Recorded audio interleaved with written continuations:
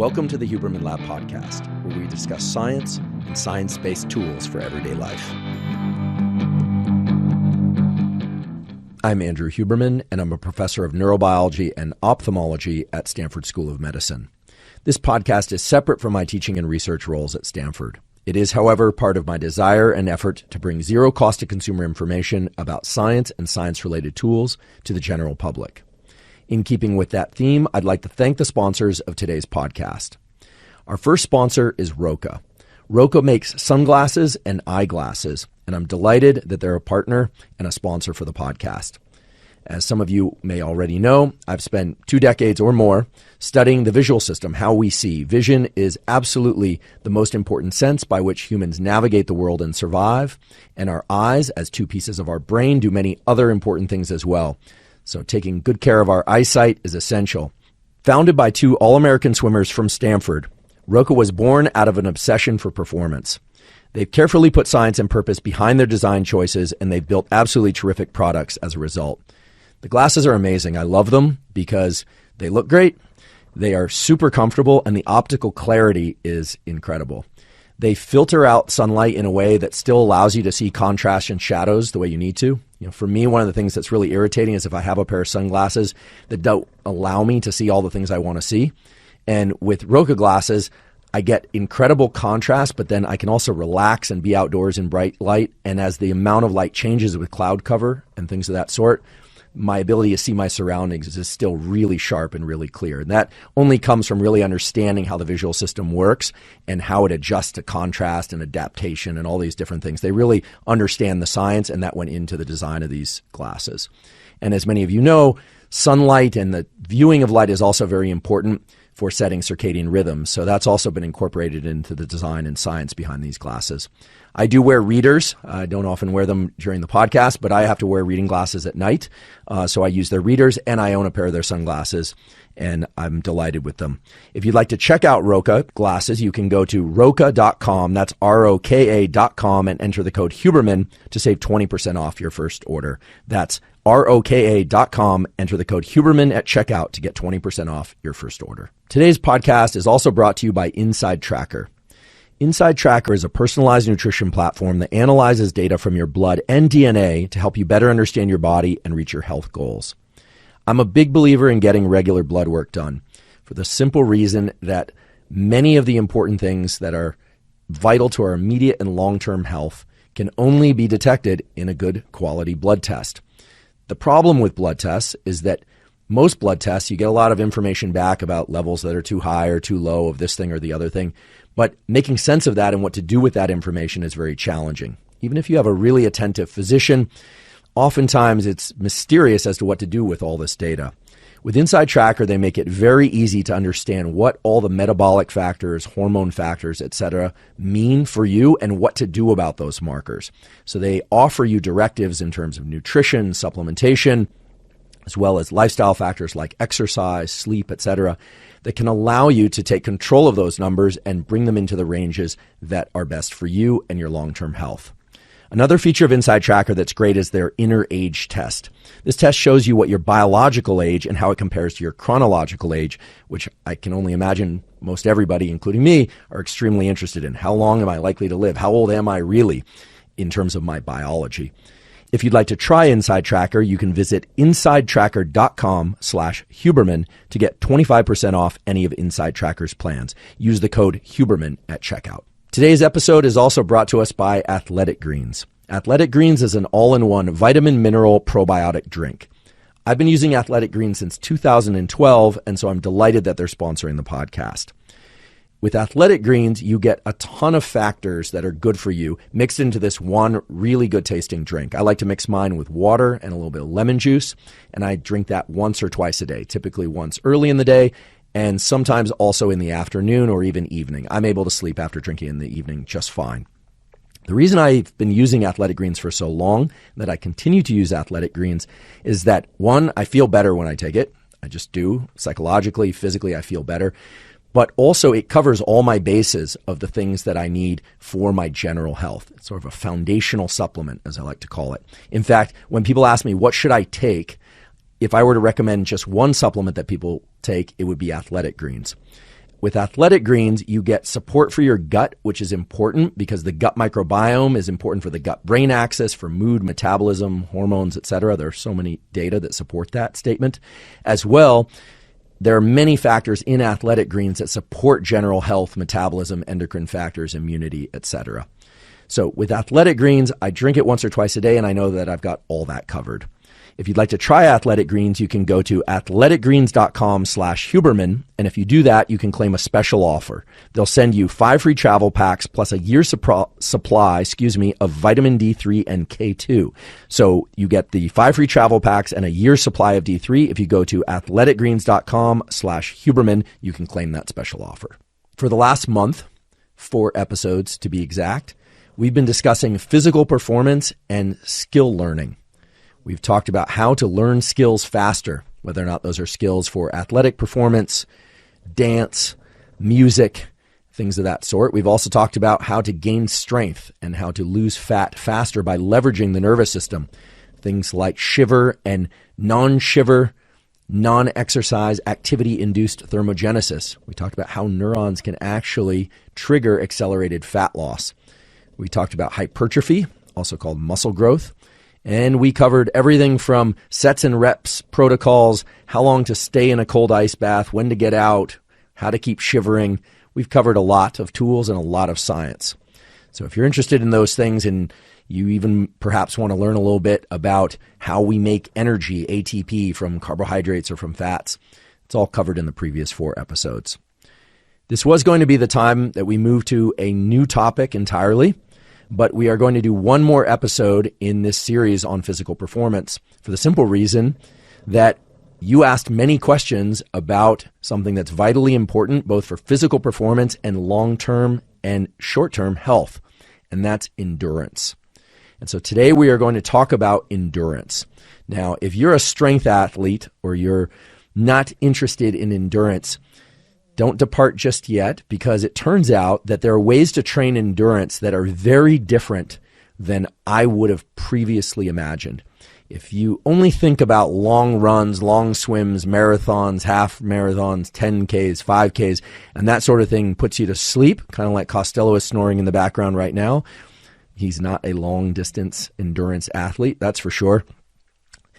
If you're interested in those things, or if you are averse to those things, I encourage you to continue listening, because we are going to talk about a little bit of science and then some specific protocols that really define what endurance is, the 4 types of endurance, and ways to train those in concert with the other things that you might be doing, like weight training or skill training or yoga.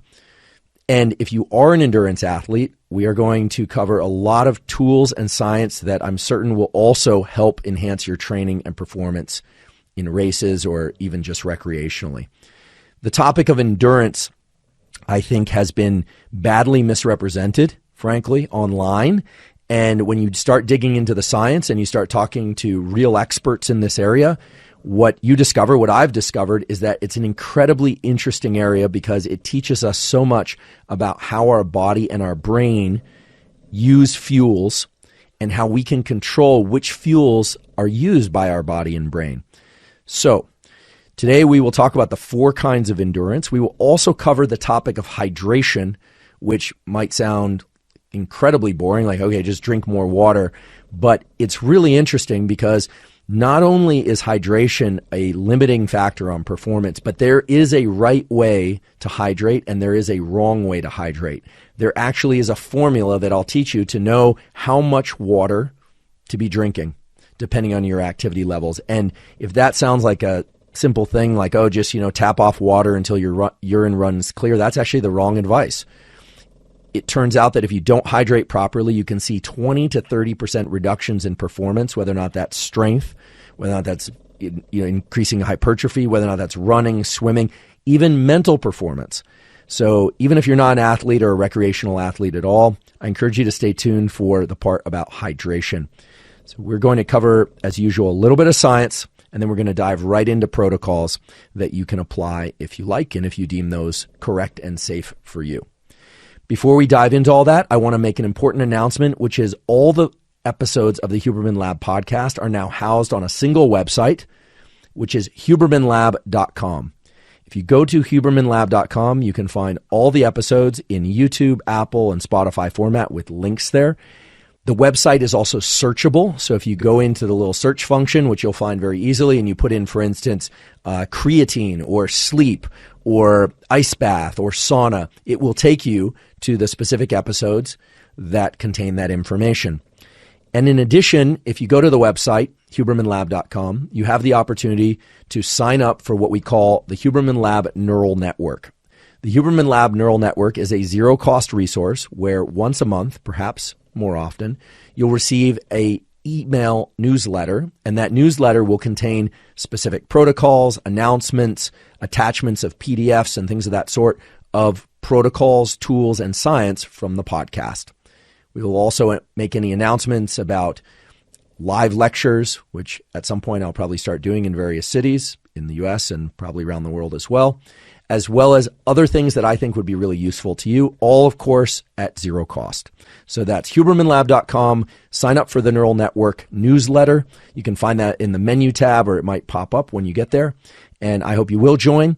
And as a final announcement, if you're not already following us on Instagram, you can go to Huberman Lab on Instagram. And if you do that, I often make announcements and release protocols and links to protocols and things there as well.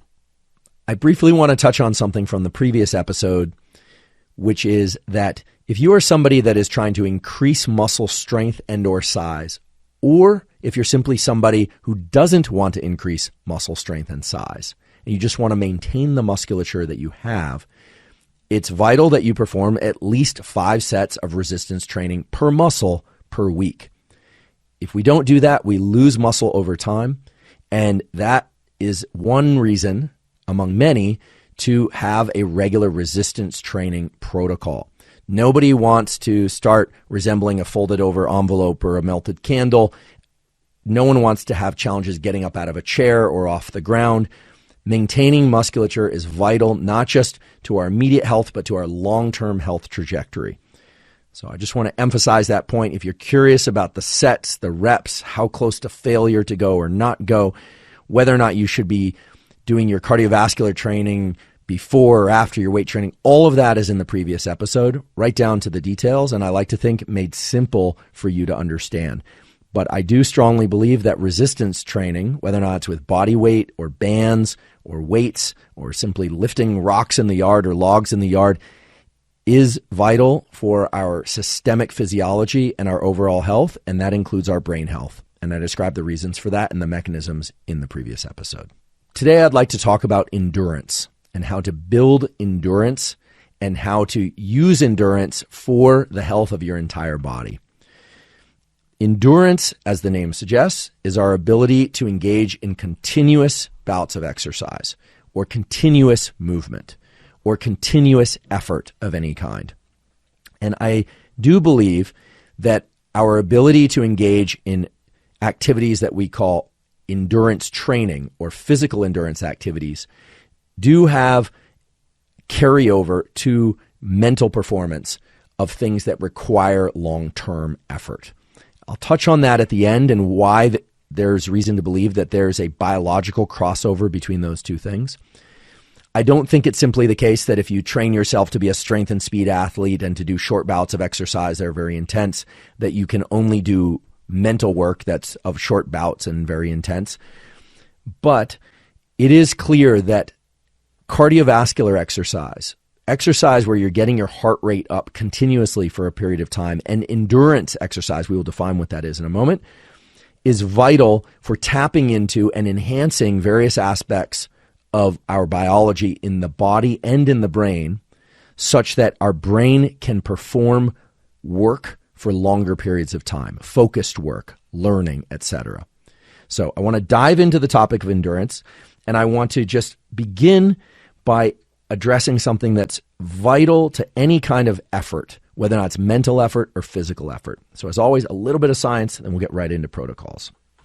So the key thing to understand about energy production in the body, meaning your ability to think, your ability to talk, your ability to walk, your ability to run, is this thing that we call ATP.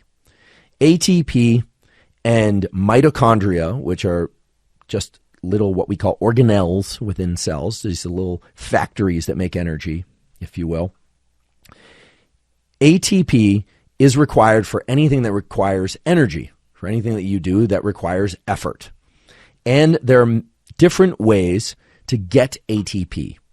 And we have been gifted as a species with the ability to convert lots of things into ATP. We can convert carbohydrates, literally the kinds of carbohydrates. You eat a bagel, you eat a piece of pizza. Pizza usually is dough and it has cheese and some other things. Costello hears me talking about pizza. Costello loves pizza, by the way. Eating a piece of pizza, it gets converted into various things, fatty acids from the fats, glucose from the bread, and those things get converted into ATP within cells through things like glycolysis, things like lipolysis. I talked about this in previous episodes. So our muscles and our neurons use different fuel sources to generate ATP.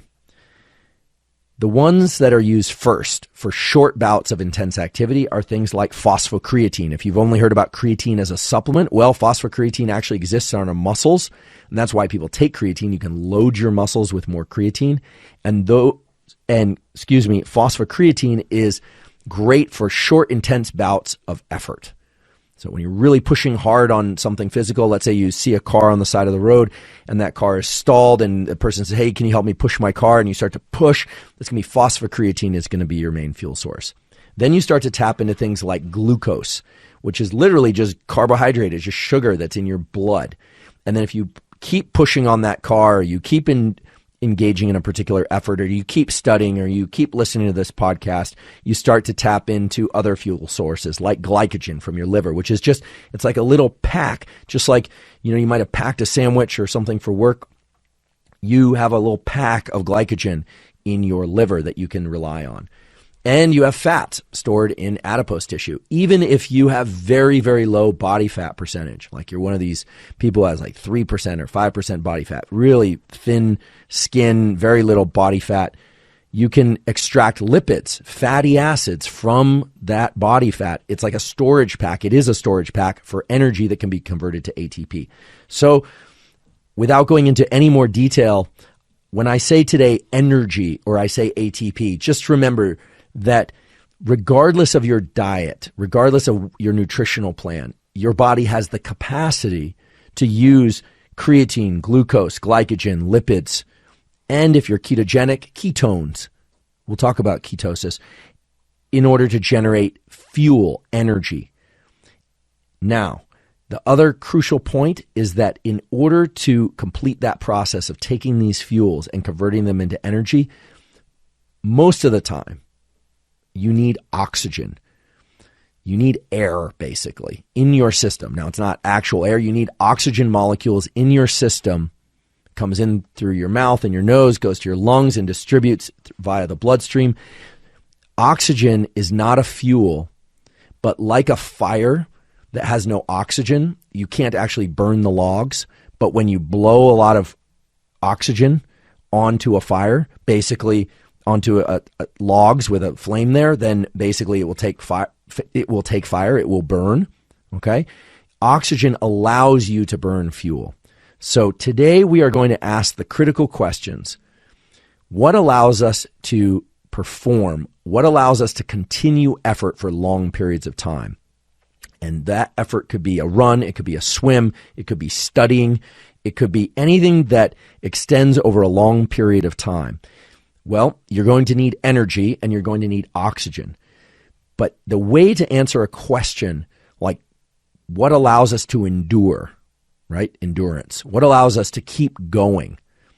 Well, we think of things like willpower, but what's willpower? Willpower is neurons. It's neurons in our brain. We have this thing called the central governor, which decides whether or not we should or could continue or whether or not we should stop, whether or not we should quit. Okay, so whether or not you're somebody who has a lot of what we would call resilience and endurance, or whether or not you're somebody who taps out early and quits early or can't handle frustration, that has to do with your fuel utilization in specific neurons. So we have to ask the question, what is the limiting factor on performance, right? So instead of saying what allows us to endure, we should say what prevents us from enduring, what prevents us from moving forward. What are the factors that say, you know what, no more. I'm not going to continue this run. Or, you know what, I've had a really long, hard day, or maybe I've had an easy day, or I'm feeling lazy. I just don't even really feel like getting up and moving. So what we're going to talk about today actually gets right down to the heart of motivation and fuel use, motivation and fuel allocation. And we are going to talk about specific training protocols that you can follow that have carryover between the bodily systems of running, swimming, etc., and the way that your brain works. So let's talk about endurance by asking first, what are the limiting factors on endurance? What stops us? Because in addressing that and answering that, we will understand what allows us to get into effort and to continue effort. There are 5 main categories of things that allow us to engage in effort. And they are neurons, nerves, muscle, blood, things in our blood, our heart, and our lungs. Now, I don't want to completely write off things like the immune system and other systems of the body, but nerve, muscle, blood, heart, and lungs are the 5 that I want to focus on today because that's where most of the data are. As we go forward into this, I want to acknowledge Dr. Andy Galpin, who, as with the last episode, has been tremendously helpful and informative in terms of the exercise physiology. He is a true expert. He has a laboratory. He's a full professor who does work on muscle biopsy, who understands the science, but who also works with athletes and works with recreational athletes, professional athletes, really understands at a variety of levels how all these systems work. He's the person I consulted with about today's episode, although I did access other literature as well, and I'm going to mention a key review for any of you aficionados who really want to get down into the weeds. But I encourage you, if you want more detail, to check out Dr. Andy Galpin's YouTube page. I think he's also on Twitter. He's definitely on Instagram. His content is excellent, and he really understands. I have learned, and I really believe that an intellectual is somebody who understands a topic at multiple levels of specificity, of detail, and can communicate that. And Andy is a true intellectual of muscle physiology and performance. And if you hear the word intellectual and you kind of back up and cringe from that, understand that he's also a practitioner. So thank you, Andy Galpin, for your support in these episodes. And we hope to have you as a guest on the podcast soon. So nerve, muscle, blood, heart, and lungs. Let's talk about neurons and how they work, okay? But I want to tell you about an experiment that's going to make it very clear why quitting is a mental thing, not a physical thing. So why do we quit? Well, an experiment was done a couple years ago and was published in the journal Cell Press Journal, excellent journal, showing that there's a class of neurons in our brainstem, in the back of our brain, that if they shut off, we quit. Now, these neurons release epinephrine. Epinephrine is adrenaline. And anytime we are engaged in effort of any kind, we are releasing epinephrine. Anytime we're awake, really, we are releasing epinephrine into our brain. In fact, this little group of neurons in the back of our brain, it's called the locus ceruleus, if you like, is churning out epinephrine all the time. But if something stresses us out, it churns out more, and then it acts as kind of an alertness signal for the whole brain. We also, of course, have adrenaline, epinephrine released in our body, which makes our body ready for things. So think about epinephrine as a readiness signal. And when we are engaged in effort, this readiness signal is being churned into our brain. When we're relaxed and we're falling asleep, epinephrine levels are low. Okay, so they did a really interesting experiment where they had subjects engage in bouts of effort, of trying to move forward toward a goal. But they manipulated the visual environment with these stripes, kind of like fences passing on both sides of them. And by doing that, they could trick subjects into thinking that their effort was either allowing them to move forward, right, because these rungs on the fence were moving past, or that their effort was futile, that they were no longer moving forward because they would make the rungs move slowly, even though the subjects were making a lot of effort to move forward. Okay, so this is analogous or similar to being on a treadmill and you're trying to walk on this treadmill and you just can't move the conveyor, right? Or you're in virtual reality and you're putting a ton of effort, but it seems like you're moving excruciatingly slow. I had this experience recently in real life. I was doing a swim in the Pacific. I was trying to go south and I was swimming and I was caught in a current, not the kind that pulls you out to ocean. And I kept looking to my left and I saw this hotel on the shoreline. And then I was swimming and swimming and swimming and swimming. And 20 minutes later, I looked to my left and the hotel is still exactly where it was before, which meant that I wasn't moving. It felt futile. Eventually, either the current changed or something changed, and I eventually swam past the hotel, got back on the beach, and eventually drove home. That's essentially what they did in this experiment. But what they found was these neurons that release epinephrine, there's another cell type called glia, which actually means glue in Latin, that is paying attention to how much epinephrine is being released. And at some point, the system reaches a threshold. It reaches this threshold and it shuts off the release of more epinephrine. It's like I quit, that's it, no more effort signal. If they could extend the time before those glia said, enough, if they could release more adrenaline into the system, then subjects would keep going. So our desire to continue, or put differently, our willingness to continue and our desire to quit is mediated by events between our two ears. Now, that doesn't mean that the body's not involved, but it means that neurons are critically important. So we have two categories of neurons that are important: the ones in our head that tell us get up and go out and take that run, and the ones that allow us, encourage us to continue that run. And we have neurons that shut things off, that say no more. And we, of course, have the neurons that connect to our muscles and control our muscles. But the reason we quit is rarely because our body quits. Our mind quits. Now, I would never want to encourage people to drive themselves to the point of injury.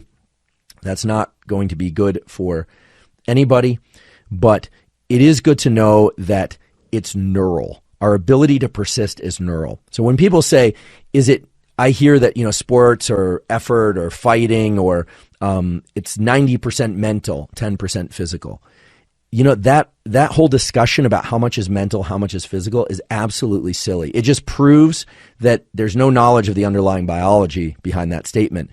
It's neither mental nor physical. Everything is physical. Everything is neurons. Your thinking is the responsibility of chemicals and electrical signals in your head. So it's not 90% mental, 10% physical. It's not 50-50. It's not 70-30. It's 100% nervous system. It's neurons. Okay? So when people say mental or physical, understand it's 100% neural. And I'd love for how much of it is mental and how much is physical to just disappear. That argument means nothing and it's not actionable. Now, what do nerves need in order to continue to fire? What do you need in order to get neurons to say, I will persist? Well, they need glucose. Unless you're keto and ketogenic adapted, you need carbohydrate, is glucose. That's what neurons run on. And you need electrolytes. Neurons have what's called a sodium-potassium pump, blah, blah, blah. They generate electricity. We could go into all this. I will probably do an entire lecture about the action potential. But basically, in order to get nerve cells to fire, to contract muscle, to say, I'm going to continue, you need sufficient sodium, salt, because the action potential, the actual firing of neurons, is driven by sodium entering the cell, rushing into the cell. And then there's a removal of potassium, and then there's a kind of resetting of those levels by something called the sodium-potassium pump. And the sodium-potassium pump and sodium and action potentials, even if you don't know anything about that, is ATP dependent. It requires energy. So you need energy in order to get neurons to fire. And it is pH dependent. It depends on the conditions or the environment within the brain being of a certain pH or acidity. pH is about how acid or how basic the environment is. And we will talk a little bit about pH in simple terms that you can understand. So nerves need salt. They need potassium.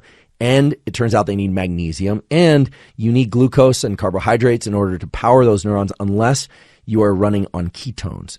And to run on ketones, you have to make sure that you're fully keto adapted. I will talk about adding in ketones on top of carbohydrate at the end of the episode.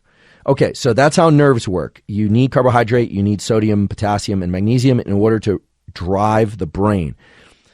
Muscle is going to engage and generate energy first by using this phosphocreatine system.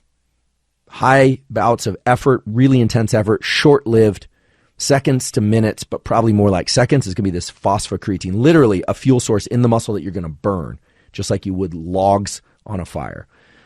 And glycogen, which is stored carbohydrate in the muscle, that also can be burned, just like logs on a fire, to generate energy. So let me make this crystal clear. If you move your wrist towards your shoulder and contract your bicep really hard, muscle fibers are burning up their own carbohydrate. They're converting that into ATP in order to generate that energy. Okay?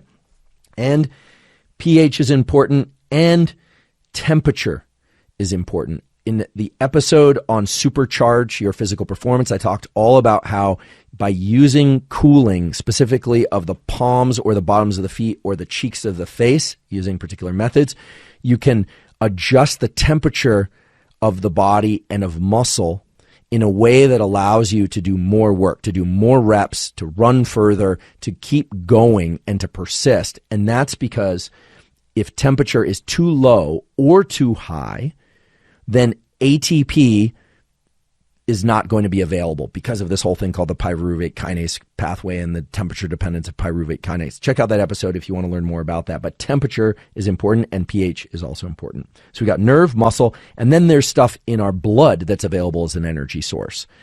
And in blood, we've got glucose, so literally blood sugar that's floating around. So let's say you have fasted for 3 days, your blood glucose is going to be very low, so that's not going to be a great fuel source. But you will start to liberate fats from your adipose tissue, from your fat. Fatty acids will start to mobilize into the bloodstream, and you can burn those for energy.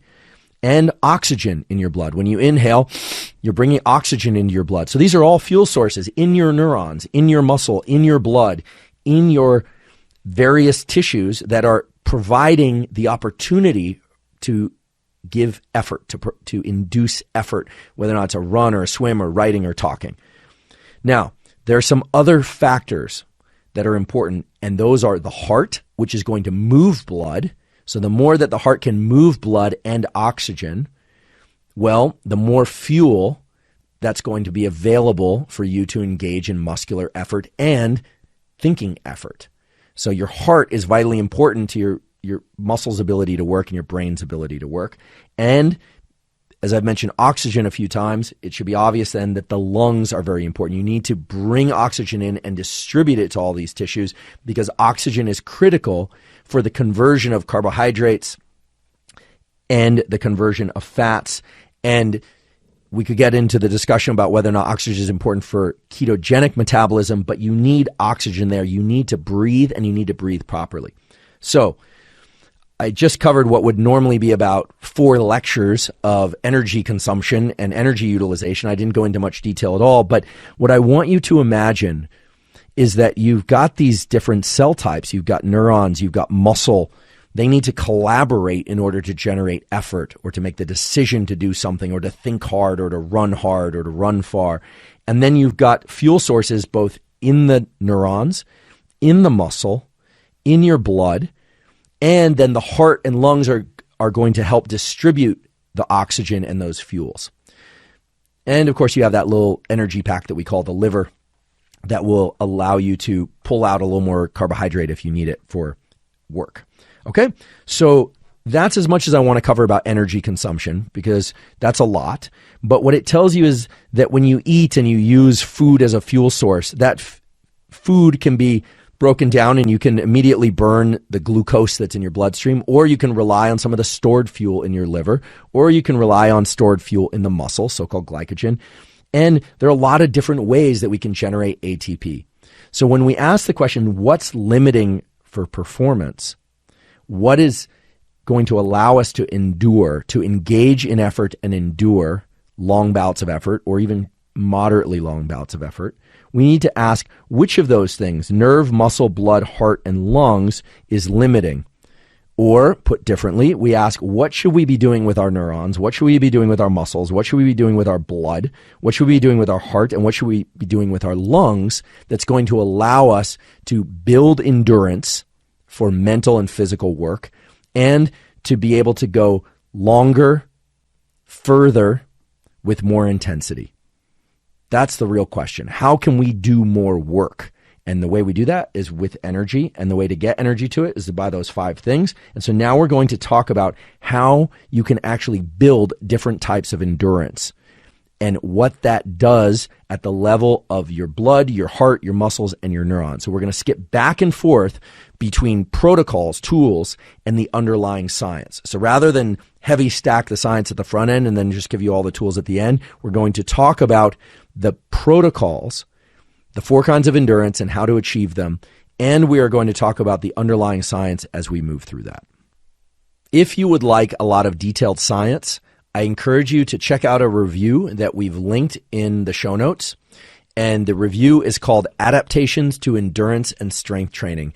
This is a review article with many excellent citations. It's from Cold Spring Harbor Perspectives in Medicine. The Cold Spring Harbor Press is an excellent scientific press. Spent the last 21 years doing summers at Cold Spring Harbor, teaching neuroscience, but Cold Spring Harbor is involved in all sorts of themes and topics related to neuroscience and medicine. This review by Hughes Elefson, that's the name, Elefson and Barr, B-A-A-R, Adaptations to Endurance and Strength Training, is rich with citations. It can be downloaded as a complete PDF. There's no paywall, and we will link to it. And it gets really deep into all the signaling cascades, the genetic changes within muscle, with high-intensity interval training, short-term, super high-intensity training, weight training. So if you're a real nerd for this stuff and you want to get right down into how PGC1 alpha, P53, and PH20 change the adaptation features of muscle and gene regulation, that is definitely the review for you. If you're like most people and you're not really interested in that level of detail, no reason to pick up the review unless you just want to check out some of the figures and pictures. But I do want to offer that as a resource. It's been in addition to discussions with Dr. Andy Galpin, it's been a primary resource for the content of this episode. So let's talk about the 4 kinds of endurance and how to achieve those. I do believe that everybody should have some sort of endurance practice, regular endurance practice. It's clear that it's vital for the functioning of the body and the mind, and there are clear longevity benefits. There are a lot of reasons why that's true, but the main one is that if we have good energy utilization in our musculature and in our blood, in our vascular system, and in our oxygenating system, our lungs, the so-called cardiovascular system, respiratory system, and musculature, the body and brain function much better. There are so many papers now, so much data to support that.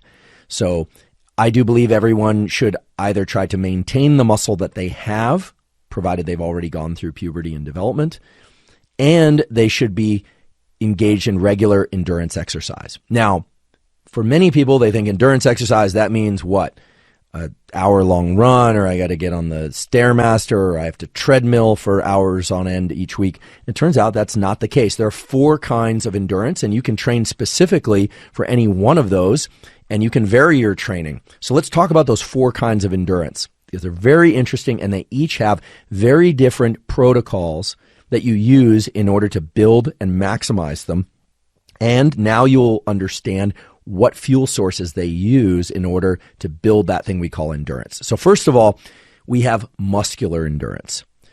Muscular endurance is the ability for our muscles to perform work over time, and our failure to continue to be able to perform that work is going to be due to muscular fatigue, not to cardiovascular fatigue. So not because we're breathing too hard or we can't get enough blood to the muscles or because we quit mentally, but because the muscles themselves give out. Okay? One good example of this would be if you had to pick up a stone in the yard and that stone is not extremely heavy for you, and you needed to do that anywhere from 50 to 100 times, and you were picking it up and putting it down and picking it up and putting it down and picking it up and putting it down, at some point, your muscles will fatigue. They will fail to endure. Muscular endurance is incredibly useful for a variety of physical pursuits, and we will talk about the mental pursuits that it supports as well.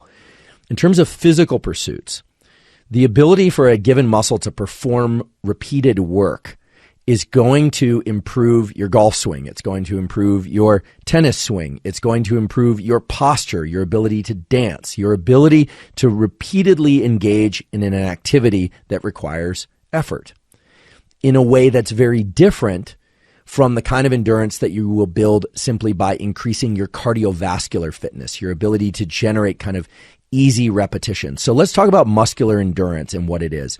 Muscular endurance is going to be something that you can perform for anywhere from 12 to 25 or even up to 100 repetitions. And that's actually how, if you like, you would train muscular endurance.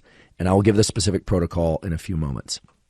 So a good example is push-ups, right? If you were to get on the floor and start doing push-ups, even if you're somebody who has to do knees down push-ups, and you're doing your push-ups, eventually you won't be able to do any more push-ups. And that's not going to be because you couldn't get enough oxygen into your system or your heart wasn't pumping enough blood. It's going to be because the muscles fail. That's why. So if you want to be able to do more push-ups or even more pull-ups, muscular endurance is really what it's about. It's actually no coincidence that a lot of military boot camp style training is not done with weights. It's done with things like push-ups, pull-ups, sit-ups, and running. Because what they're really building is muscular endurance, the ability to perform work repeatedly over time for a given set of muscles and neurons. So what's a good protocol to build muscular endurance? Let's just give that to you now and explain some of the underlying science as it follows. So a really good muscular endurance training protocol, according to the scientific literature, would be 3 to 5 sets of anywhere from 12 to 100 repetitions. That's a huge range. Now, 12 to 25 repetitions is going to be more reasonable for most people. And the rest periods are going to be anywhere from 30 to 180 seconds of rest. So anywhere from half a minute to 3 minutes of rest. So this might be 5 sets of push-ups, done getting your maximum push-ups. So for some people that might be 0 and you have to do it knees down. For some people it might be 10 push-ups. For some people it might be 25, but you could go all the way up to 100. Rest anywhere from 30 to 180 seconds and then do your next set for a total of 3 to 5 sets. So it doesn't actually sound like a ton of work. The other thing you could do is something like a plank. A plank position is actually a way to build muscular endurance, not strength. Okay, I'm sure it could be used to develop strength, but it's really about muscular endurance. So you would do 3 to 5 sets of planks. Those planks would probably, even because you're not doing repetitions, it's an isometric hold, as we say. It's kind of static hold, or a wall sit would be another example. And you would do that probably for a minute or 2 minutes, take some rest of anywhere from 30 to 60 or 180 seconds, and then repeat. So things like pushing a sled, push-ups, isometric planks, even pull-ups, those will all work. And as with other forms of training, you would want to do this until you approach failure or actually fail, and where you're unable to perform another repetition. That would mark the end of a set. The one critical feature of building muscular endurance is that it has no major eccentric loading component.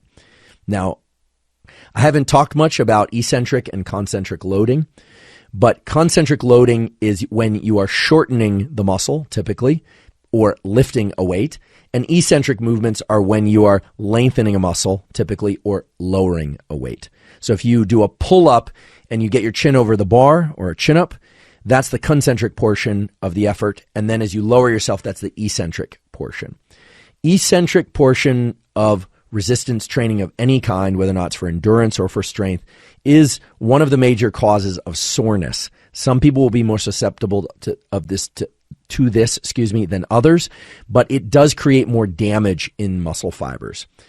Muscular endurance And building muscular endurance should not include any movements that include major eccentric loads. So if you're going to do push-ups, it doesn't mean that you want to drop, smash your chest into the floor. And by the way, your chest should touch the ground on every push-up. That's a real push-up, okay? It's not about breaking 90 with the elbows. It's about pushing down till your chest touches the floor and straightening out. That's a proper push-up. And a pull-up is where you pull your chin above the bar. Neither of those should include a slow, eccentric, or lowering component if you are using those to train muscular endurance, the 3 to 5 sets of 12 to 25 and maybe even up to 100 repetitions with 30 to 180 seconds of rest in between. That means that jumping also is going to be a very poor tool for building muscular endurance, because jumping has a slowing down component as you land. So things like plyometrics or agility work where you're moving from side to side and you're decelerating, you're slowing yourself down a lot, not going to be good for muscular endurance. Terrific for cardiovascular training and conditioning of other kinds and skill training and agility and all that. But if you want to build muscular endurance, you want to make your muscles able to do more work for longer, it's going to be this 3 to 5 sets of 12 to 100 reps, 30 to 180 seconds of mainly concentric movement, okay? Not a slow lowering phase or a heavy lowering phase. So that might be kettlebell swings and things of that sort. Isometrics, as I mentioned, things like plank and wall sits will work. Now, what's interesting about this is that it doesn't seem at all like what people normally think of as endurance, and yet it's been shown in nice quality peer-reviewed studies, several of which are cited in the review I mentioned earlier, that muscular endurance can improve our ability to engage in long bouts of what we call long duration, low intensity endurance work. So this can support long runs, it can support long swims, and it can build postural strength and endurance simultaneously. And that's mainly accomplished through isometric holds. So things like planks are actually quite good for building endurance of the spinal erector muscles that provide posture, of the abdominal muscles that are helpful for posture, for being upright, for the upper neck muscles and things of that sort.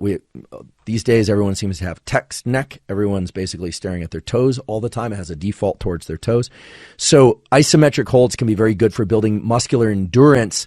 You can spot people, including yourself, perhaps, with poor muscular endurance in the postural muscles, because anytime they stop moving, they have to lean against a wall, or their hip will move to one side, or they're always lean to one side. I am guilty of this too. Some of you have actually pointed out, I like to think out of concern, that I often am rubbing my lower back, and indeed I have some asymmetries in my postural muscles, some of which are probably genetic and some of which are probably just from excessive work or something of that sort, that have my right shoulder sit lower than my left and things of that sort. If I wanted to improve those, I could improve those by really focusing on symmetry and isometric. Symmetry meaning holding my hands at equivalent positions in planks and doing isometric holds for building muscular endurance of the postural muscles. But this can also be done with, as I mentioned, kettlebell swings for the lower back and legs and posterior chain. So there are a number of different exercises you could do this with, but it should be compound exercises mainly. It's rare for people to do this kind of muscular endurance work specifically for things like bicep curls or triceps. And there aren't many activities that really rely on isolation of those muscles repeatedly. Right? It's hard. I'm sure there are some out there, but it's kind of hard to imagine. So you can do this with isometrics. You can do this with more standard non-isometric type movements, but make sure there isn't a strong eccentric load. So now let's talk about the science briefly of why this works. Well, that takes us back to this issue of fuel utilization and what fails. So if we were to say, okay, let's say you do a plank and you're planking for, maybe you're able to plank for a minute or 2 minutes or 3 minutes. At some point you will fail. You're not going to fail because the heart gives out. You're not going to fail because you can't get enough oxygen because you can breathe while you're doing that. You're going to fail because of local muscular failure, which means that as you do, if you choose to do this protocol of 3 to 5 sets, et cetera, to build muscular endurance, mainly what you are going to be building is you're going to be building the ability of your mitochondria to use oxygen to generate energy locally. And that it's something called mitochondrial respiration because of the involvement of oxygen. And it's also going to be increasing the extent to which the neurons control the muscles and provide a stimulus for the muscles to contract. But this is independent of power and strength. Okay, so even though the low sets, like 3 to 5 sets, and the fact that you're doing repetitions and you're going to failure, even though it seems to resemble power and strength and hypertrophy type training, it is distinctly different. It's not going to generate strength, hypertrophy, and power. It's going to mainly create this ability to endure, to continually contract muscles or repeatedly contract muscles.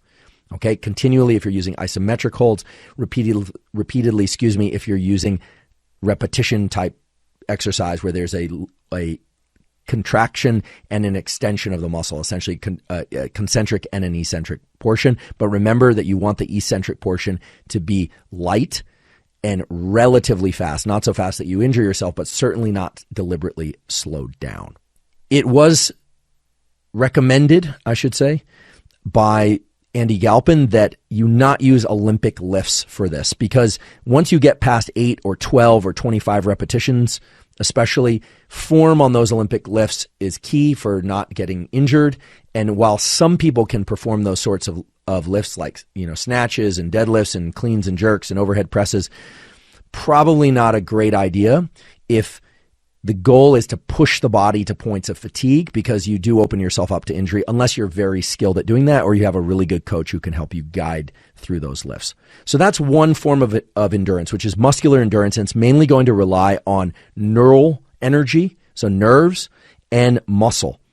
And it's not going to rely quite so much on what's available in your blood, your heart, or your lungs. So now let's talk about the other extreme of endurance, which is long duration endurance. This is the type that people typically think about when they think about endurance. You're talking about a long run, a long swim, a long bike ride. Well, how long? Well, anywhere from 12 minutes to several hours, or maybe even an entire day, maybe 8 or 9 hours of hiking or running or biking. Some people are actually doing those kinds of really long events, marathons, for instance. So anything longer than 12 minutes.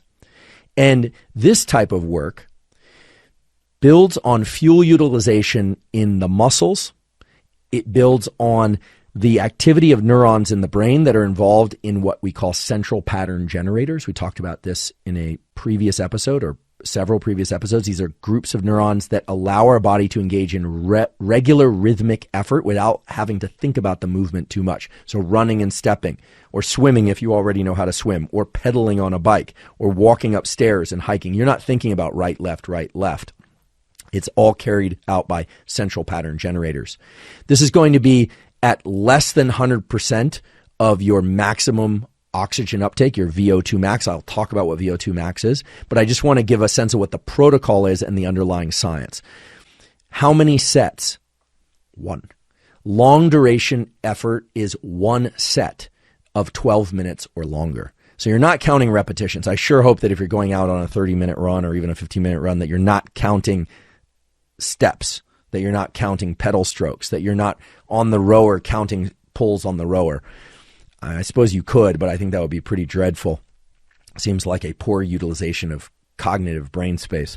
You're getting into regular repeated effort, and your ability to continue that effort is going to be dependent mainly on the efficiency of the movement, on your ability to strike a balance between the movement itself, the generation of the muscular movements that are required, and fuel utilization across the different sources of nerve, muscle, blood, heart, and lungs. So let's ask the question, why would you fail on a long run? Why would you quit?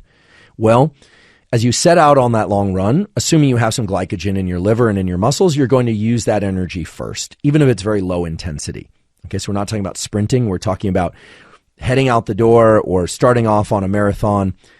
You're starting to, assuming you have some conditioning, or even if you don't, you're going to burn carbohydrate. You're going to burn glucose in the bloodstream. You're going to burn carbohydrate as those muscles contract, those what we call slow twitch muscles. They're contracting. They start burning up fuel to make ATP to continue to contract.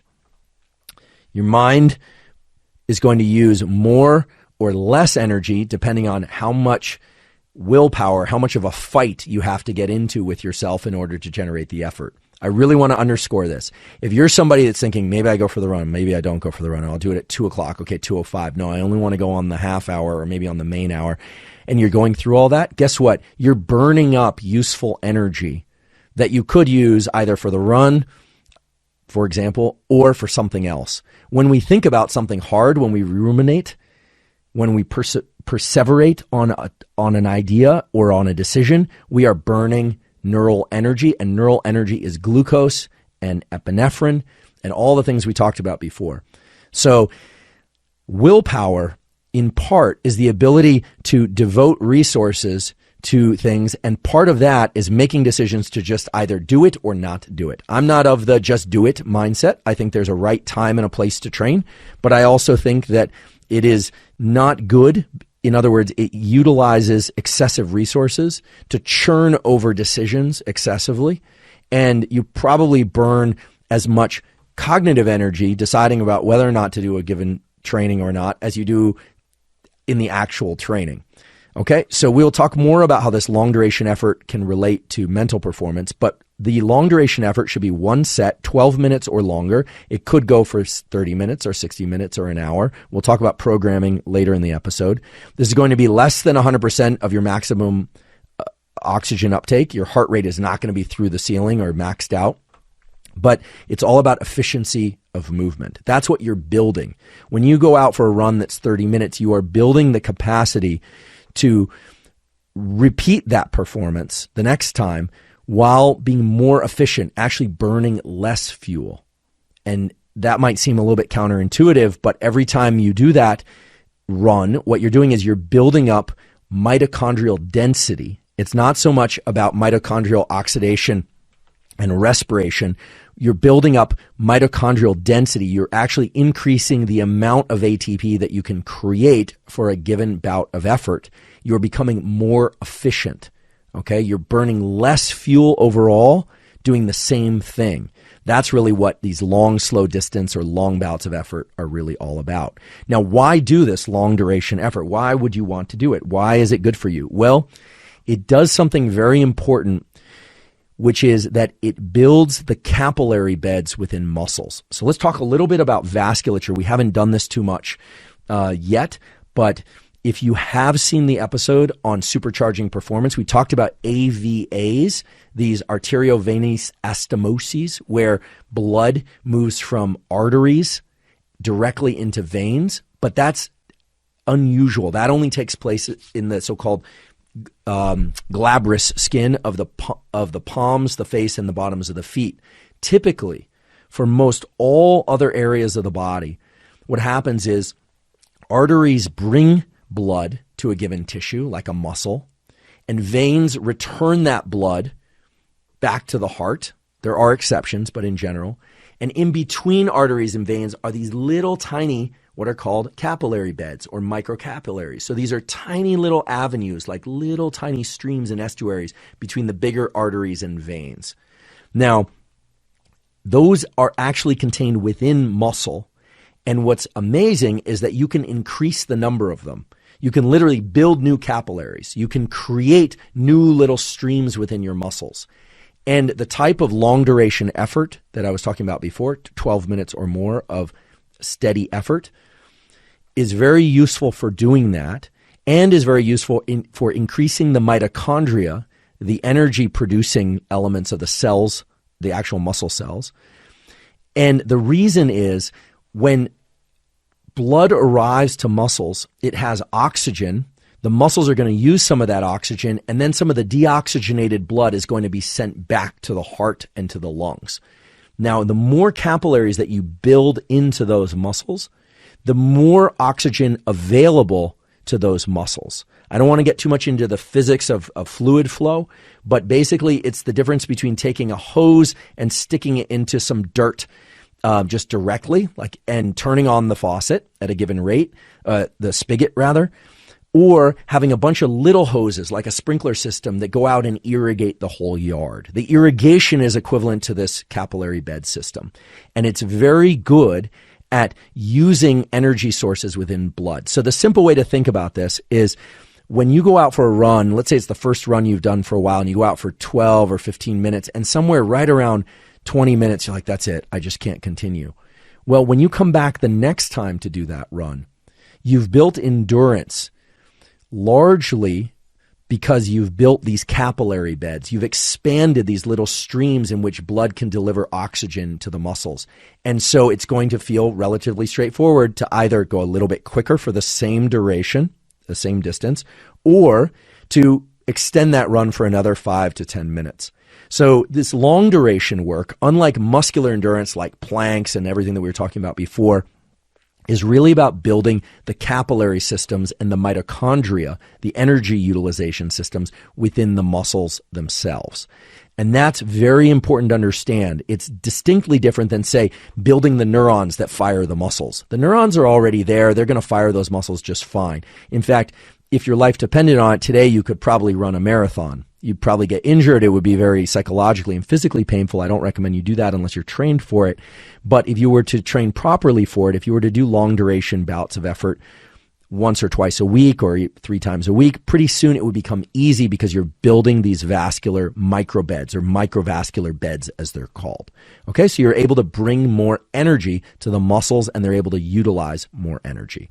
So that's long duration. So we've got muscular endurance and we've got long duration endurance. And then there are 2 kinds in between that in recent years have gotten a lot of attention and excitement, but most people are not distinguishing between these 2 kinds of endurance. And that's a shame because in failing to distinguish between the 2 kinds of what we call high intensity training, sometimes called high intensity interval training, most people, perhaps you, are not getting nearly as much physical and mental benefit out of high intensity training as you could. So I want to talk about the 2 kinds of high intensity interval training and what each of them does for your brain and body and what sorts of adaptations they cause. Because in doing that, you can really start to build up specific energy systems in your brain and body in ways that are best serve you for your cognitive work and for other sorts of things like strength and speed or hypertrophy or for running marathons for that matter. So there are 2 kinds of high intensity training for endurance, sometimes called high intensity interval training. One is anaerobic, so-called anaerobic endurance, so no oxygen, and the other is aerobic endurance, both of which qualify as HIIT, high intensity interval training. So let's talk about anaerobic endurance first. Anaerobic endurance, from a protocol perspective, is going to be 3 to 12 sets, okay? And these repetitions, and I'll talk about what the repetitions are going to be performed at whatever speed allows you to complete the work in good, safe form, okay? So it could be fast, it could be slow. As the work continues, your repetitions may slow down or it may speed up. Chances are it's going to slow down. So what does this work? What do these sets look like? Remember, long, slow distance is 1 set. Muscular endurance is 3 to 5 sets. High intensity anaerobic endurance is going to be somewhere between 3 and 12 sets. And it's going to have a ratio of work to rest of anywhere from 3 to 1 to 1 to 5. Okay? So what would a 3 to 1 ratio set look like? Well, it's going to be 30 seconds of hard pedaling on the bike, for instance, or running, or on the rower. These are just examples. It could be in the pool swimming. It could be any number of things, or air squats, or weighted squats, if you will, provided you can manage that. 30 seconds on, 10 seconds off. That's a very brief rest. So 3 to 1 is just a good example would be 30 seconds on, 10 seconds off.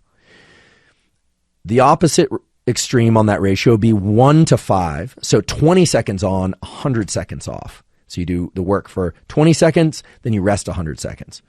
Now, what's the difference? What should you do 3 to 1 ratio, so 30 seconds on, 10 seconds off, or should you do 1 to 5, 20 seconds on to 100 seconds off? Well, that will depend on whether or not the quality of the movement is important to you. So let's just take a look at the 3 to 1 ratio. So in the 3 to 1 ratio, if you're going to do 30 seconds of hard pedaling on a bike, followed by 10 seconds. So maybe one of these, what they call assault bikes. And then you stop for 10 seconds and then repeat. Chances are you will be able to do 1, 2, 3, 4, maybe even as many as 12 sets if you're really in good condition. That you'll be able to do all those because pedaling on the bike doesn't require a ton of skill. And if you do it incorrectly, if your elbow flares out a little bit or something, it's very unlikely that you'll get injured unless it's really extreme. Okay? But the same movement done, for instance, with kettlebells, so 30 seconds on, 10 seconds off, the first set will probably be in good form. The second one will be in pretty good form. But let's say you're getting to the fifth and sixth set and you're going 30 seconds on, 10 seconds off. Chances are the quality of your repetitions will degrade significantly and you increase the probability that you're going to get injured or that you're going to damage yourself in some way or that you can't complete the movement or that some smaller muscles like your grip muscles might give out. Okay? So the quality of repetitions is going to drop considerably with the 3-to-1 approach. If you're just doing it for effort, and we'll talk about what this builds in your system in a moment, that's fine. But for most people, if quality of form is important, so maybe this is using weights, maybe you're doing squats, so you're going to do 20 seconds on and 100 seconds of rest. Maybe it's even a barbell loaded squat. Maybe you're doing kettlebells. Maybe you've got some other resistance there that's allowing you to do this.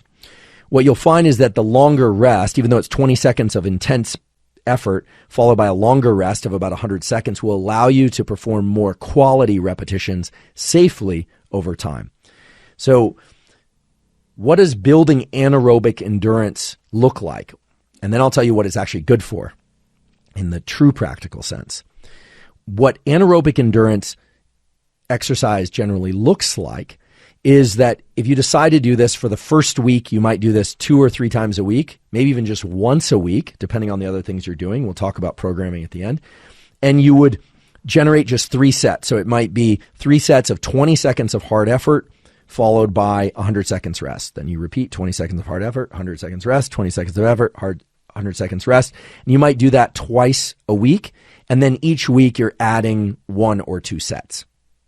Okay, in doing that, you will build up what we call anaerobic endurance. What is anaerobic endurance? Well, let's ask why we fail. Anaerobic endurance is going to be taking your system into greater than 100% of your VO2 max. It's going to be taking your heart rate up very high, and it's going to maximize your oxygen utilization systems. That is going to have effects that are going to lead to fatigue at some point in the workout, and that fatigue will trigger an adaptation. So let's ask what adaptation it's triggering. Well, it's triggering both mitochondrial respiration, the ability of your mitochondria to generate more energy by using more oxygen because you're bringing you're maxing out, literally you're getting above your VO2 max. You're hitting that threshold of how much oxygen you can use in your system. One of the adaptations will be that your mitochondria will shift such that they can use more oxygen. And you're going to also increase the capillary beds, but not as much as you're going to be able to increase the amount of neuron engagement of muscle. So normally when we start to hit fatigue, when we're exhausted, when we're breathing really hard, because the systems of the body are linked and there's a mental component to this as well, a kind of motivational component, after that 3rd or 4th or 6th set of 20 seconds on, 100 seconds off, or if you're at the other extreme, 30 seconds on and 10 seconds off, there's going to be a component of you want to stop, and by pushing through and repeating another set safely, of course, what you're doing is you are training the neurons to be able to access more energy, literally convert that into ATP, and for the muscles, therefore, to access more energy in ATP. And the adaptation is in the mitochondria's ability to use oxygen.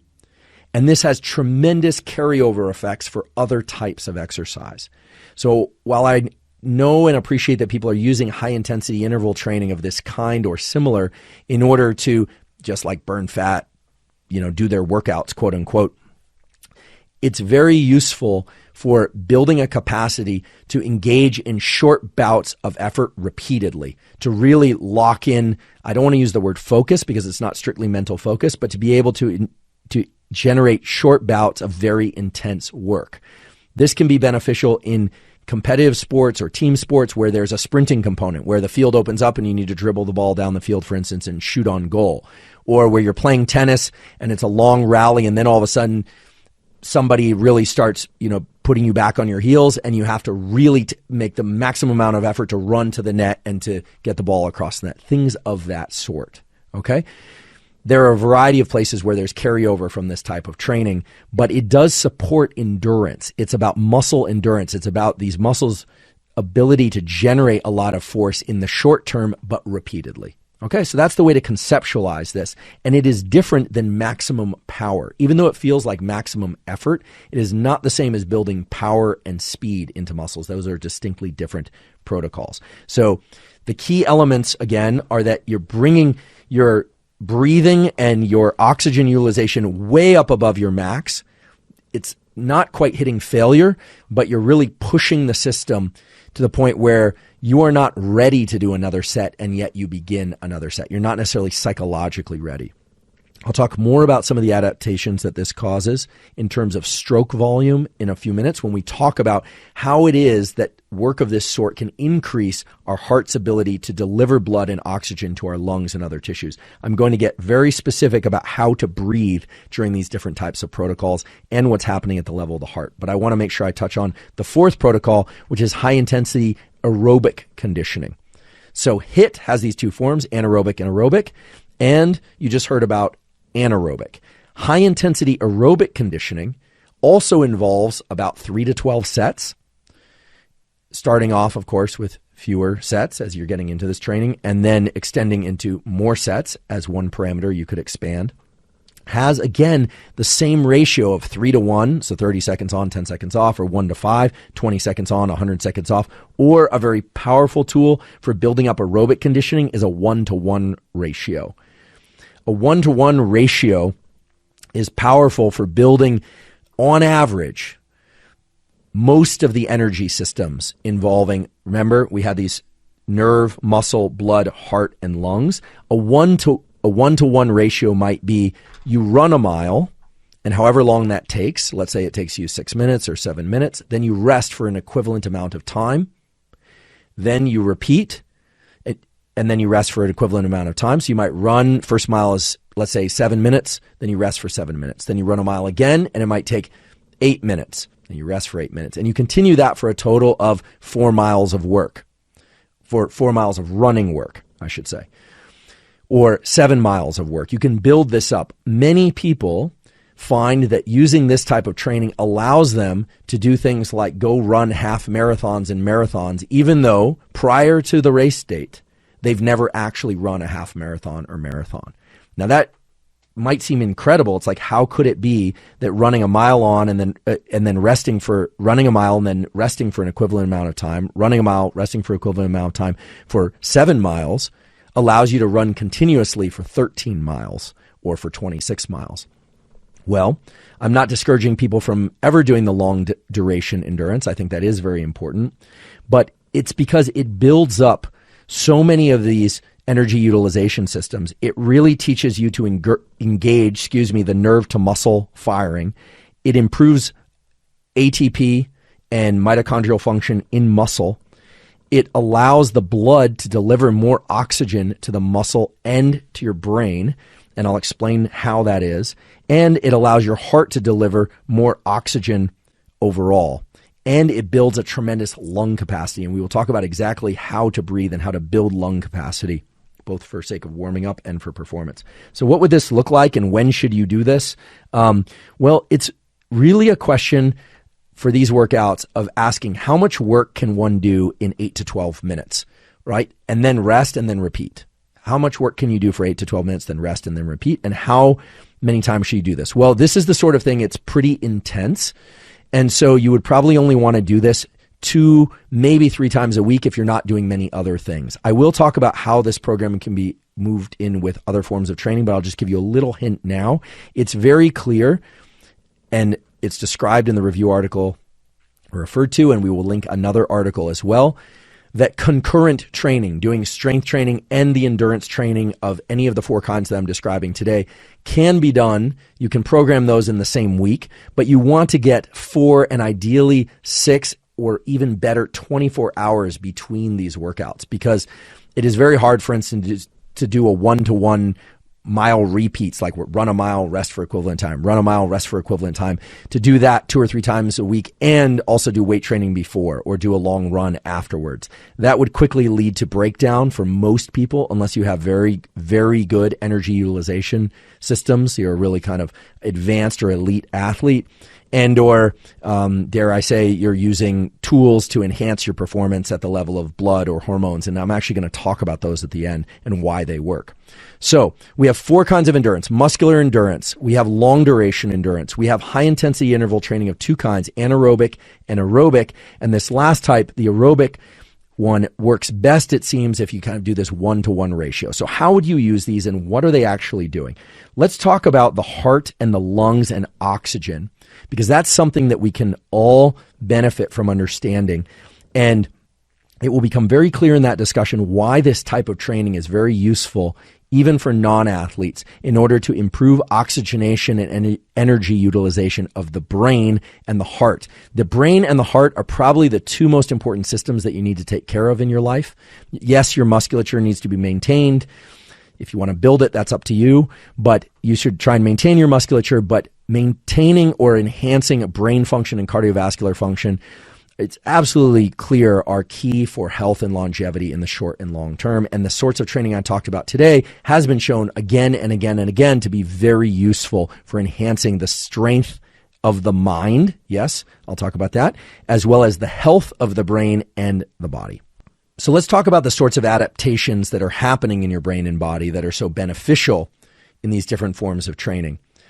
If you are breathing hard and your heart is beating hard, so this would be certainly in the high intensity anaerobic and aerobic conditioning, because you're getting up near your VO2 max in high intensity aerobic conditioning and you're exceeding your VO2 max in high intensity anaerobic conditioning. What's going to happen is, as of course your heart beats faster, your blood is going to be circulating faster in principle. Oxygen utilization in muscles is going to go up. And over time, not long, very quickly, what will happen when those capillary beds start to expand, we talked about that. But in addition, because of the amount of blood that's being returned to the heart when you engage in these really intense bouts of effort repeatedly, the amount of blood being returned to the heart actually causes an eccentric loading of one of the muscular walls of the heart. So your heart is muscle. It's cardiac muscle. We have skeletal muscle attached to our bones, and we have cardiac muscle, which is our heart. When more blood is being returned to the heart because of the additional work that your muscles and nerves are doing, it actually has the effect of creating an eccentric loading, a kind of pushing of the wall, the left wall. I realize I'm not using the strict anatomy here, but I don't want to get into all the features of the structural features of the heart.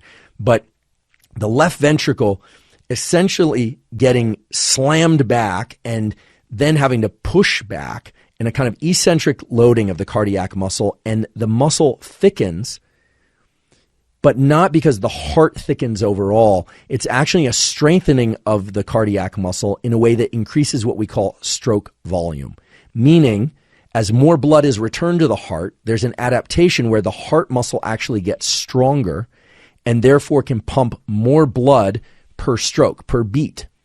And as it does that, it delivers, because blood contains glucose and oxygen and other things, it delivers more fuel to your muscles, which allows you to do yet more work per unit time. Okay, so when we hear that, so-and-so has or maybe you have a nice low heart rate, that, maybe you're one of these really extreme folks like 30 or 40 beats per minute, although most people are sitting at 50, 60, 70, 80, that's your resting heart rate. If you exercise regularly and you do long duration aerobic work, your heart rate will start to go down, your resting heart rate. It will increase the stroke volume of your heart. If you do this high intensity type training, where your heart is beating very hard, so maybe the 1-to-1 ratio mile run repeats that I described a minute ago. Let's say you do that twice a week for 3 or 4, and I said it could go all the way up to 12 sets, which is a lot. I don't recommend people start there. Pretty soon, the stroke volume of your heart will really increase, and as a consequence, you can deliver more fuel to your muscles and to your brain, and you will notice that you can do more work, meaning you can do the same work you were doing a few days or weeks ago with relative ease. Your cognitive functioning will improve. This has been shown again and again because there's an increase in vasculature, literally capillary beds within the brain, the hippocampus, areas that support memory, but also areas of the brain that support respiration, that support focus, that support effort. This isn't often discussed, but the ability to deliver more blood and therefore more glucose, remember neurons run on glucose, and oxygen to the brain is a big feature of why exercise of the kind I'm describing helps with brain function. Now, weight training does have some positive effects on brain function also. When I say weight training, I'm really, I should be more specific, I really am referring to strength and hypertrophy training. Strength and hypertrophy training, especially if it's of the sort where you get into the burn, as we talked about last episode, and you start generating lactate as a hormonal signal that can benefit your brain, etc., it can have positive effects on the brain. And frankly, there haven't been as many studies of resistance training, strength and hypertrophy training on brain function, mainly because most of those experiments are done in mice or primates, non-human primates, I should say, and it's hard to get mice to do resistance training. Okay, it's hard to get humans to do resistance training. It's definitely hard to get mice to do resistance training. There are ways to do it, but it's hard to get them to do, say, 3 sets of 8 on the deadlift and then do some curls and then do some chin-ups and this kind of thing. Okay, it's pretty easy to get a mouse to run on a treadmill, and you can set the tension on that treadmill to make it so that it's easier or harder for the mouse to turn that wheel. So that's one of the reasons. However, it's very clear, and you should now understand intuitively why the kind of standard strength and hypertrophy type workouts are not going to activate the blood oxygenation and the stroke volume increases for the heart that the sorts of training I'm talking about today will. It just doesn't have the same positive effects. Now, that isn't to say that if you just weight train that you'll be dumb or that you'll lose your memory over time. You might, but it is to say that endurance work, in particular the high intensity and long duration work that I've talked about today, the 2 high intensity protocols and the long duration work, has been shown again and again and again to have positive effects on brain function. Not through the addition of new neurons, sorry to break it to you, but that's not a major event in the exercised or non-exercised human brain, for reasons we can talk about in a future episode, but it still has many positive effects through the delivery of things like IGF-1, but also just through plain oxygenation of the brain and the way it promotes the development of microvasculature to deliver neurons more nutrients. If neurons don't get oxygen and glucose, they do die, unless there's another fuel source like ketones, which can replace the glucose. If you don't give oxygen to neurons, if you don't deliver enough to them, you get what's called ischemia, you get little micro strokes. So the type of exercise I'm talking about today in generating intense heart rate increases, provided that's safe for you to do, breathing hard, that's going to deliver oxygen in blood, increase stroke volume of the heart, and is going to improve brain function. This has been supported by many, many quality peer-reviewed studies. So that's one form of positive adaptation. I also talked about just sort of performance adaptations, how doing high-intensity aerobic conditioning of the, mile repeats type training can actually improve your ability to do long bouts of intense work. It also seems like it dovetails or is compatible with resistance training that's aimed towards strength and hypertrophy. Now, in full disclosure, the data seem to indicate that if people just weight train or train for strength, so 3 reps, rest 5 minutes, 3 reps of heavy weights, etc. Yeah, you'll get much stronger than you would if you're doing things like, 5 repetitions up to 12 or 12 to 25 reps and you're going out for long jogs. There's always going to be a compromise in adaptations, unfortunately. It does seem like you can do concurrent training, as I mentioned before, if you allow anywhere from 4 to 6 or ideally 24 hours between workouts. As I mentioned in the previous episode, if you want to know if you are recovered from a workout, a great way to do that is to apply the carbon dioxide tolerance test, which is 4 breaths in and out, inhale, exhale, inhale, exhale, inhale, exhale, inhale, exhale, then a big inhale, and then a slow controlled exhale. If that slow controlled exhale is 60 seconds or longer, it means that your parasympathetic, your calming nervous system is under your control, and it's likely, I should say likely, that systemically your whole nervous system has recovered from whatever it is that you've been doing and experiencing in life, including work and relationships. If not, you might want to take a rest day, dare I say, or Costello's on his, he's 10 now. I think he's on his 12,000th rest day. Most people need, I should say, 1 to 2 full rest days per week. I know there are people going to say that's ridiculous. And okay, maybe you have amazing recovery abilities. Also depends on training intensity. Many people benefit from having 1 or 2 full rest days per week, at least 1. Some people don't need to. But if you are not able to extend that exhale on the carbon dioxide tolerance test past 60 seconds or so, 45 seconds, 60 seconds, chances are your so-called sympathetic nervous system, your stress system is chronically elevated and you're not really putting the brake on that system enough. And that's a subconscious thing. There are ways that you can accelerate recovery, but I would encourage you to listen to the previous episode. It's time-stamped for how to assess recovery. So how often to program these things will depend on the other things you're doing. I think it's perfectly reasonable to do this type of training with other types of training, and I'll talk about a variety of combinations of those toward the end of the episode. I do want to talk about how to deliver more energy and oxygen. These are tools that are extremely useful, I believe, and that are grounded in physiology. The 3 things I'd like to talk about are how to breathe, what to do immediately after training, and hydration. And I promise I will get back into programming and sort of protocols, but these are vitally important to your ability to perform endurance work in particular. And they are grounded in how neurons and blood and oxygen and your heart work together. So let's first talk about breathing or respiration. We breathe a couple of different ways, but let's just remind ourselves why we breathe. We breathe to bring oxygen into our system, and we breathe to get rid of carbon dioxide. And we need both oxygen and carbon dioxide in order to utilize fuel and for our brain and body to work. It's not that oxygen is good and carbon dioxide is bad. They have to be present in the appropriate ratios. So one thing that is very clear is our ability to deliver oxygen to working muscles and to our brain is going to be important for our ability to generate muscular effort, especially of the kind I was talking about today, but also weight training and other forms of skill-based effort, etc., and our ability to think. If you're holding your breath for too long, if you're breathing too much, if you're what they call overbreathing or underbreathing, if you're shallow breathing, if you're mouth breathing, these are all things that can really impede mental and physical performance. So let's make it really simple, and then I promise to do a future episode all about respiration. There are 2 main sources of air for your body, and it's air coming in through your nose and air coming in through your mouth. In general, nasal breathing is better. It scrubs the air of bacteria and viruses. You have a microbiome in your nose that benefits. There are a number of reasons. It's also just a more efficient system, believe it or not. Even though it feels like you can gulp more air with your mouth, getting good at nasal breathing is useful. A gear system of the type that Brian McKenzie and colleagues have developed, I think, is a good way to conceptualize this. If you're doing long duration work, try and do it all nasal breathing. If you have deviated septum, it's probably because you don't nasal breathe enough. Mouth breathing is something that many people suffer from.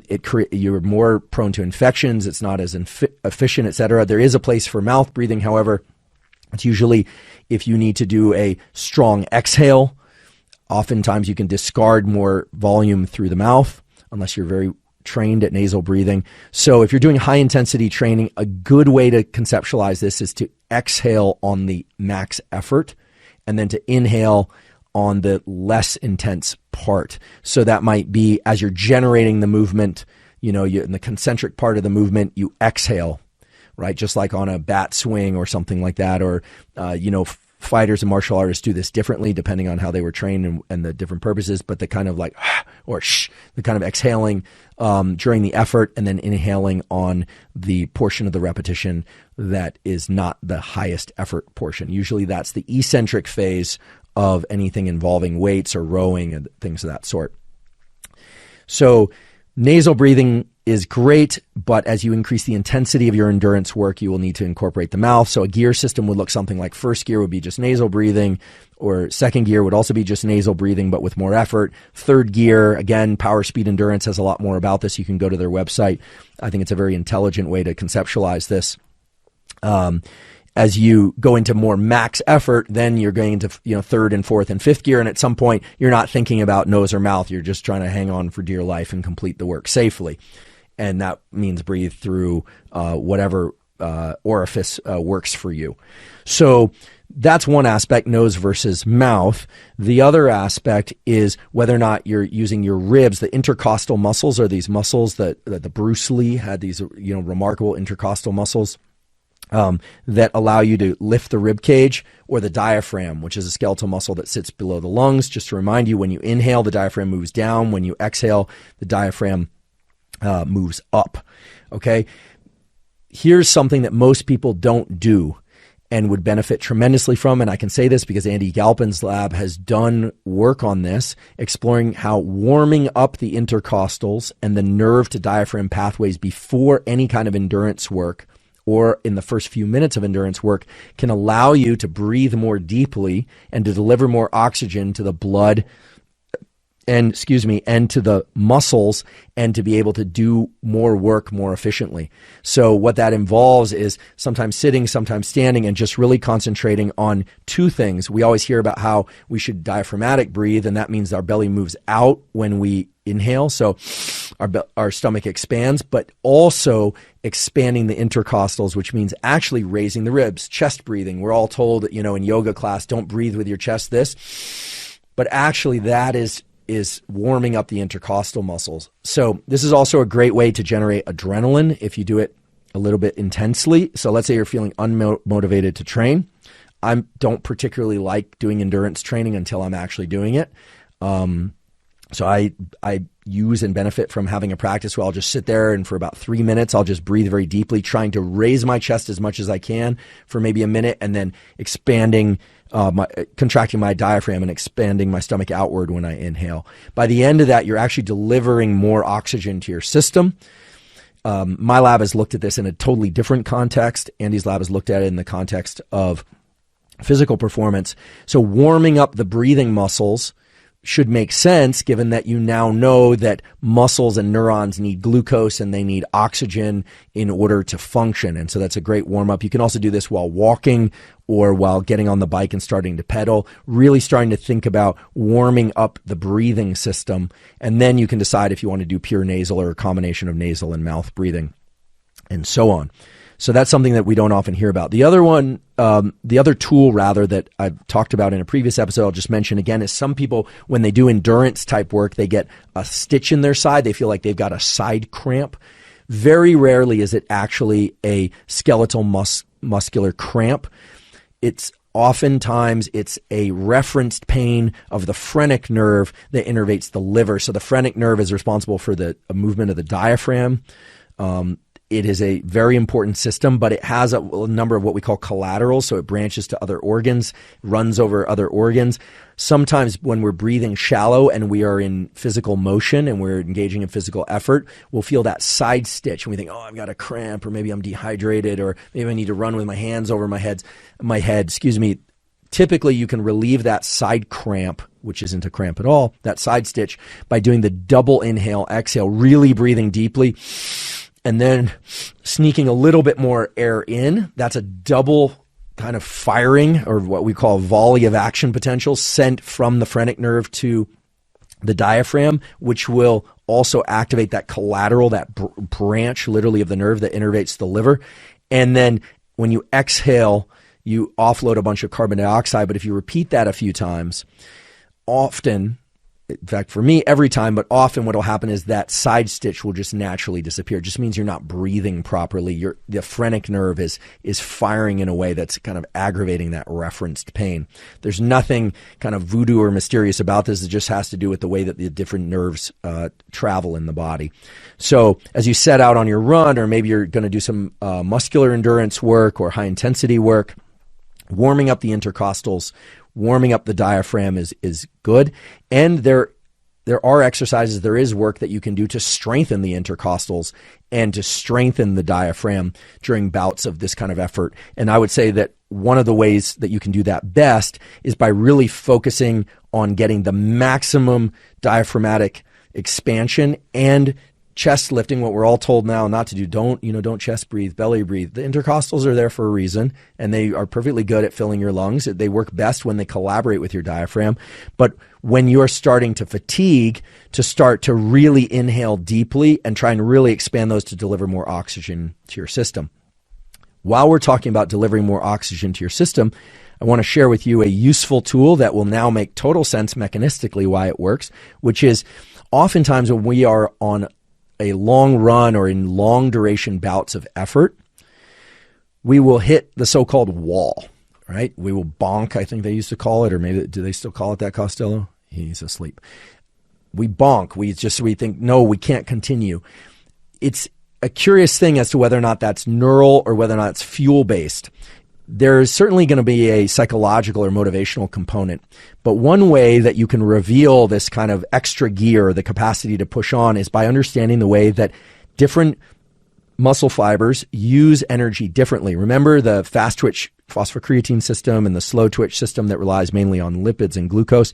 Okay, well, even if you don't remember all that, if you've been running steadily for a long time and you're starting to fatigue and you feel like it's time to quit, you may have not tapped into an alternative fuel source. One thing that you can do is you can actually increase your speed. This is also true of work where you're doing repetitions with kettlebells or something. You can start to increase your speed. So run faster, pedal faster, row faster, swim faster, not all out sprint. But in doing that, you're shifting the muscles and the nerves over towards utilizing a separate fuel source or a distinct fuel source. Maybe the phosphocreatine system, if it's a quick bout of intense acceleration. Or maybe it's a combination of lipids and carbohydrates in your system that weren't available to you prior. Now, of course, if you completely deplete your liver glycogen, you completely deplete everything, you're only going to be running on stored fuel and fats, and eventually you'll start metabolizing protein, muscles themselves.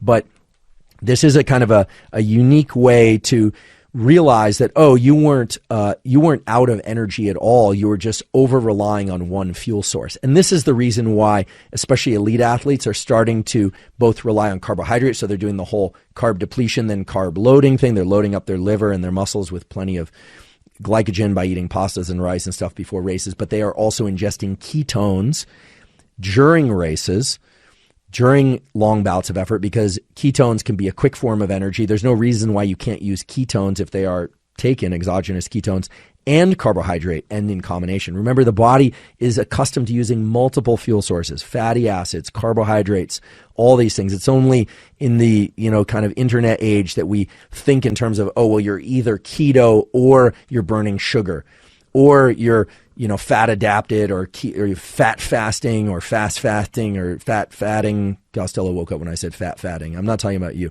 Costello. So the point is that your body is used to using multiple fuel sources. So if you're kind of hitting that wall, sometimes accelerating can actually allow you to tap into a new fuel source or combination of fuel sources just based on the way that muscles use fuel. So that's another tool. The other thing that's really important to think about in terms of endurance type work is hydration. And I think hydration is important for all forms of physical work and exercise, not just endurance. The deal with hydration is that we've been taught about hydration all wrong, but let's remember what neurons work on. What do they use in order to fire? Well, they certainly need water, right? We need water in our system, I should say, but they use electrolytes, sodium and potassium, to generate those action potentials, to actually get neurons to contract, to be able, muscles to contract, and for our brain to function and to be able to think. Typically, we're going to lose anywhere from 1 to 5 pounds of water per hour of exercise. And that's going to vary tremendously. It's going to vary on weather. It's going to vary on intensity, probably more like 5 pounds if it's hot day and you're exercising very intensely. So about 1 to 5 pounds per hour. Now, you know how much you weigh. So if you think about your weight in pounds, once you lose about 1 to 4% of your body weight in water, you're going to experience about a 20 to 30% reduction in work capacity, in your ability to generate effort of any kind, strength, endurance, etc. You are also going to experience a significant drop in your ability to think and perform mental operations. So hydration is key. Now, many people have been told, well, if you urinate and your urine is clear, well, then you're hydrated enough. Sometimes that's true. Sometimes that's not true. Also, and this isn't a topic I enjoy discussing, but urine is a biological phenomenon. It's actually filtered blood. Like to every once in a while, if there's a kid and it's a family friend, I'll say, did you know that your pee is actually filtered blood? And they usually kind of go wide-eyed. But then they go, oh, that's kind of cool. Like kids have this natural curiosity about blood and pee and stuff that's not contaminated by our preconceived notions of those things being gross. Because urine, being filtered blood, can give you some indication as to whether or not you're hydrated enough or not. And in order to really assess that, it's not going to be sufficient to urinate into another volume of water and assess whether or not your urine is very dark or very light. It actually requires urinating into a small volume and saying, well, is it darker or lighter than before? It's not something you really want to do most places. The etiquette of most gyms and environments is not suitable for that. But one of the things that you can just do is you can figure, well, I'm going to lose 1 to 5 pounds of water per hour. You can show up to exercise reasonably hydrated with electrolytes. So potassium, sodium, and magnesium are really key. Yes, it's true. You can die from drinking too much water, in particular because it forces you, if you drink too much water, you'll excrete too many electrolytes and your brain will shut off. Your heart will stop functioning properly. So you don't want to overconsume water to the extreme either. But there are a number of equations that go into figuring out how much water you need based on how intense you're training, et cetera, body size, et cetera. Just remember, you lose, about 1 to 5 pounds of water per hour, depending on how hot it is and how intensely you're exercising. Once your body weight drops by 1 to 4%, so you can just figure, well, if you lose 5 pounds per hour, you exercise for 2 hours, let's say you're about 200 pounds, that's about 10%, okay? Well, you want to replace that before very quickly, or not, you want to replace that all along before you start experiencing this massive 20 to 30% reduction in work capacity of muscles and the brain. A simple formula, what I call the Galpin equation, hereafter referred to as the Galpin equation, is a formula that gets you close to the exact amount that you would want, that Dr. Andy Galpin came up with, which is your body weight in pounds divided by the number 30. And that is how many ounces you should drink for every 15 minutes of exercise. So once again, the Galpin equation, your body weight in pounds divided by 30, that's the amount of fluid to drink in ounces, right, every 15 minutes of exercise. Now, if you are sweating a lot, you may need more. Okay. If you're already very well hydrated, you may need less, but that's a good rule of thumb to begin and to start to understand the relationship between hydration and performance. There is a phenomenon in which gastric emptying, the ability to move stuff out of your gut, including water and electrolytes, out of your gut and into the bloodstream and for delivery to the tissues of your body for effort, is hindered when you get above 70% of your VO2 max. In other words, when you're doing high intensity training, sometimes people experience that ingesting water during intense training is difficult. It is something that can be actually trained up. It's a matter of learning to kind of relax your abdominal muscles. And there's some other aspects of adaptation that will allow you to drink during higher intensity work. As Galpin says, don't try and ingest fluids when you're working out or competing at higher than 70% of VO2 max. If you've never done it before, you want to train up this capacity. People can learn how to consume fluids during a race or consume fluids during bouts of exercise that are very intense. And a lot of people don't want to do that because they don't want to have to stop to urinate, etc. But given the crucial role of hydration for muscular performance and for brain performance, it seems that if you're going to be doing a lot of high-intensity interval training of the various kinds I talked about today, or high-intensity training of any kind, that hydration is key, and learning, or in other words, getting your system to adapt to ingesting fluids in the middle of these workouts is something that seems beneficial, at least to me, in terms of the trade-off between being dehydrated and the somewhat discomfort of maybe drinking some fluid. So you sip small amounts of fluid initially, and then you're able to take bigger and bigger gulps as time goes on, and pretty soon you're able to drink mid-set, or not mid-set, please don't do that, between sets in your workout, or while you're still breathing hard after a mile repeat or something of that sort, without much disruption or any at all to your performance.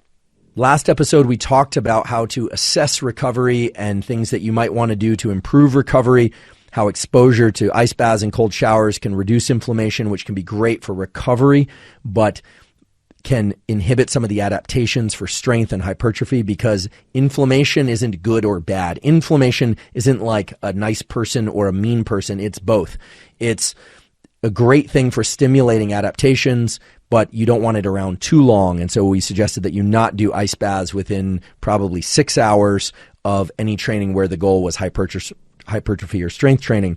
There is some evidence that getting yourself into an ice bath or cold shower after endurance training can actually improve the mitochondrial aspects of endurance exercise, that you can get improvements in mitochondrial density and you can get improvements in mitochondrial respiration by doing that afterwards, and that it can facilitate recovery. That's still a bit of a controversial area. I do think that what I mentioned earlier, that waiting at least 6 hours and probably more like 24 hours between workouts is a good idea, that getting at least 1 full day of rest each week. For some people, that'll be 2. I have to say, I'm one of these people that after 2 days of absolutely no exercise, I do perform better consistently across all aspects of physical performance, and mentally I feel better as well, even though I loathe to take those days off unless I'm really exhausted. It does seem to help my training. Some people can train 7 days a week and they're fine. I think it just is, there's a lot of individual variation. You want to work on sleep and maximizing sleep for recovery, nutrition, of course, as well. I talked about sleep in the first 4 episodes of the podcast. So if you have trouble with sleep, definitely check out those episodes. It's very clear, and a number of sports teams, even some folks that I work with, and Andy Galpin and others, are starting to incorporate what's called a parasympathetic down regulation after training of any kind, as a way to accelerate recovery and enable you to do more work. In other words, get back to workout sooner. What is parasympathetic down regulation? It means finishing your training, and instead of just hopping on the phone or hopping into your car and heading off, to take 5 minutes minimum, maybe ideally more like 10 or 20, but for sake of time, 5 minutes minimum, and doing just some slow, pure nasal, long exhale, devoted breathing, or lying down and just kind of zoning out. That, it seems, can accelerate recovery and allow you to get back into other types of work, mental work or physical work, more quickly, which makes total sense, because remember, your nervous system and recovery and work is a local phenomenon. Which muscles were you using? Were you using your glutes, your hams, and your back, or were you using your shoulders, etc.? But it's also a systemic thing. It's also about those neurons in the locus ceruleus that are releasing epinephrine. You want to quiet all that down after training. You want to really just zone out. Think Costello. Channel your inner Costello and just mellow out for 5 to 20 minutes, and then move into the rest of your day. 5 minutes should be manageable, even if it's just sitting in the car with your eyes closed doing that down regulation breathing. I think you'll see big benefits in terms of allowing yourself to come back sooner, do more work over time, and just perform and feel better generally, as well as be able to think about other things besides just how much the previous workout kind of beat you up. A couple more things I think are going to be useful, and I do want to just pack these in because we are closing out the month on physical performance, and that's about programming and about pacing and the kind of mental aspects of endurance. So let's start with pacing and mental aspects of endurance. I learned from a friend and colleague here at the podcast that who's very active in triathlon and marathon and knows a lot about that whole world and the competitive landscape there, that pacing and literally physical pacers of a laser on the ground, or visualizing or having a pace car or a pace runner in front, is actually not allowed in many competitions. And if those are present, doesn't allow the race times to qualify as legitimate record-holding times. And that's very interesting to me, because what we know is that the visual system has this capacity to switch back and forth between what we call panoramic vision, where we're not really focused on anything. Things are just flowing past us, or our eyes are just kind of zoned out. So I can do this right now and you won't be able to tell, but I'm looking at the corners of the room. I see Costello down there on the floor. I see my podcast team here, and I can also see the microphone. I can see myself in this environment. That's panoramic vision. Whereas if I draw my eyes to one location, like right there in the center of the camera, it's what's called a vergence eye movement. So I'm contracting my visual window. The contraction of the visual window, when that's done, is the same thing that would happen if I was tracking, say, a pace car or a pace runner or a laser on the ground. The mere bringing our eyes together to what we call a vergence point has the impact of triggering the activation of neural circuits in the thalamus, things like zona incerta, if you really want to know what their names are, of these brain areas, as well as in the brainstem that activate the so-called alertness system, things like locus ceruleus, whereas panoramic vision tends to bring us into states of relaxation. You can actually leverage this during your runs. Let's say you're out for a long run, or you're swimming, or you're cycling. This is probably easiest to imagine out of the water, but you can probably do in the water as well. If you focus your attention on a landmark that you're going to run to, you'll find that it's much easier than if you don't actually have a set milestone or landmark that you're going to run to. However, if you were to continue that repeatedly, just going milestone after milestone after milestone, you would feel more mentally fatigued and you would actually be able to generate less work overall.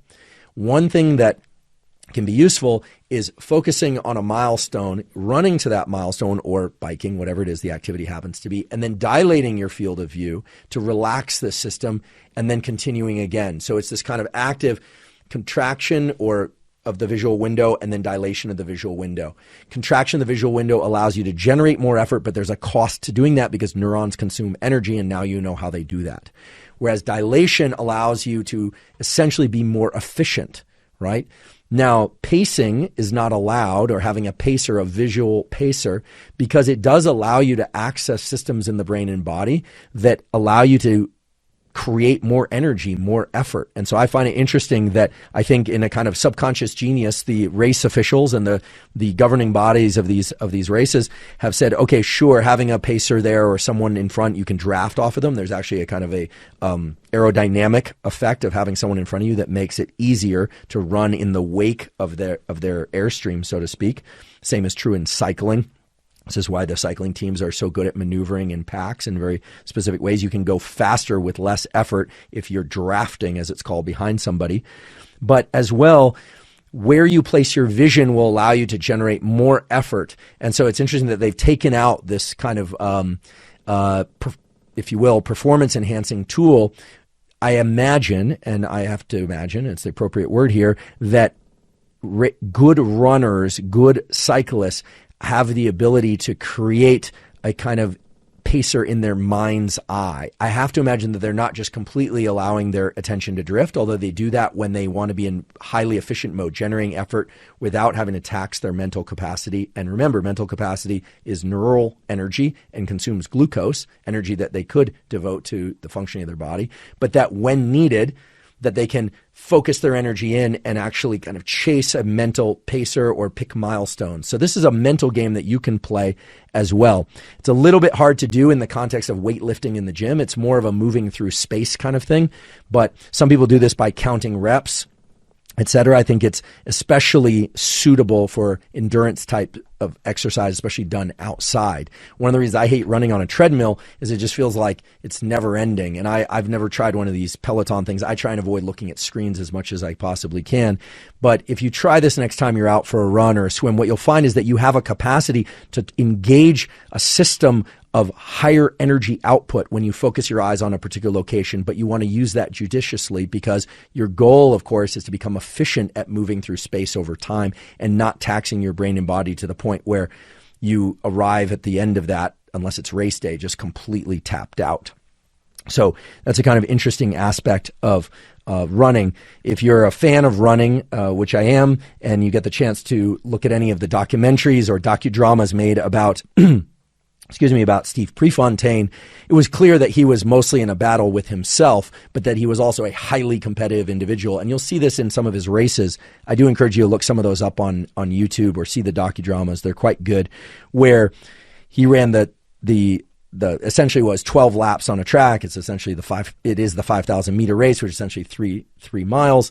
And he essentially tried to sprint the whole thing, which is ridiculous. Actually, knowing what you know today, you'll realize that Steve Prefontaine basically was pulling from strength, speed, power, muscular endurance, long duration effort, high intensity, aerobic, anaerobic, as he sort of tried to maximize every fuel system. And you'll see that in the races that he runs, but that when runners are nearing the final laps, the so-called bell lap of a race, they'll often look to one another to see where somebody is, obviously to assess their progress and how close somebody is. But when somebody gets passed, oftentimes you'll see someone access this mysterious kick, this ability to tap into some additional gear that allows them to run forward or faster when they themselves actually thought that they were maxed out. So someone could be running for the finish line. They're convinced they're going to win. They're going max effort, or at least they perceive max effort. Someone passes them, and all of a sudden, max effort has changed. Because of that visual target, they are able to access higher levels of speed and output and effort and performance. They don't always catch up to that person and win, but having a target, a milestone, is a powerful way that we can generate more force and energy in anything. And the visual system is the way that we bring those milestones into our brain, which then brings about epinephrine, which brings about neural firing, which allows us to access whatever resources happen to be available to us. So I find this fascinating because people often wonder, like, where does the kick come from? Where is this kind of gift of an additional gear? Where is that deeper resource? And we often express it and talk about it in kind of psychological terms like heart or willpower, or that something kind of got transplanted into us or descended into us. And not to remove any of the spiritual aspects of sport or running or effort or of the human heart, but it's very clear that the nervous system, when it has a specific visual target, can generate the sorts of intense effort that it couldn't otherwise. And it sometimes even comes as a surprise to the person generating the effort. I promised that I would talk about programming, meaning when and how many times a week to do the various workouts related to endurance and how to merge those with other types of exercise that you might be doing for strength or yoga or other things that you might be doing like work and other things unrelated to exercise. Since that's a vast space with many different parameters and you all have different lives and lifestyles and backgrounds with fitness, etc., what I'm going to do is I'm going to put 3 different levels, if you will, or protocols that one could adopt in a link on the show notes. So in the caption on YouTube, if you click on that link, you'll be able to see 3 possible combinations of endurance work, strength and hypertrophy work, or endurance work, flexibility and hypertrophy work that are grounded in many of the major publications that Dr. Andy Galpin and colleagues and other people have described, including this review that's also linked there on concurrent training and how one can use concurrent training, meaning training for endurance, training for strength, training for hypertrophy, training for all these different things without having to train constantly every day, twice a day, etc. So if you are interested in taking the protocols that you learned about in this episode and in previous episodes and combining those, we've placed them there for you as a completely zero cost resource. Please understand they are not holy. Costello agrees. They are not holy. There will be variation in terms of what people can tolerate and what they have time for, but I think they'll serve as a useful guideline in getting started or in continuing with and expanding on existing endurance work, strength work, hypertrophy work, and so forth. Just really quickly, we didn't talk about supplements much today. In the previous episodes, I talked about the phosphocreatine system and supplementing with creatine. We talked about beta-alanine for kind of moderate duration work.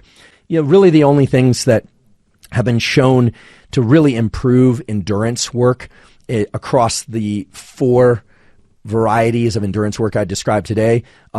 They have essentially 2 forms. One are stimulants, so things like caffeine will definitely improve endurance work and power output. There's a little bit of evidence that caffeine intake can actually inhibit the function of the creatine system, but it's just one study. But that's interesting. If you want to read that study, you can put caffeine into examine.com and it will take you to that study. Many people get sore after workouts, in particular workouts that involve a lot of eccentric loading.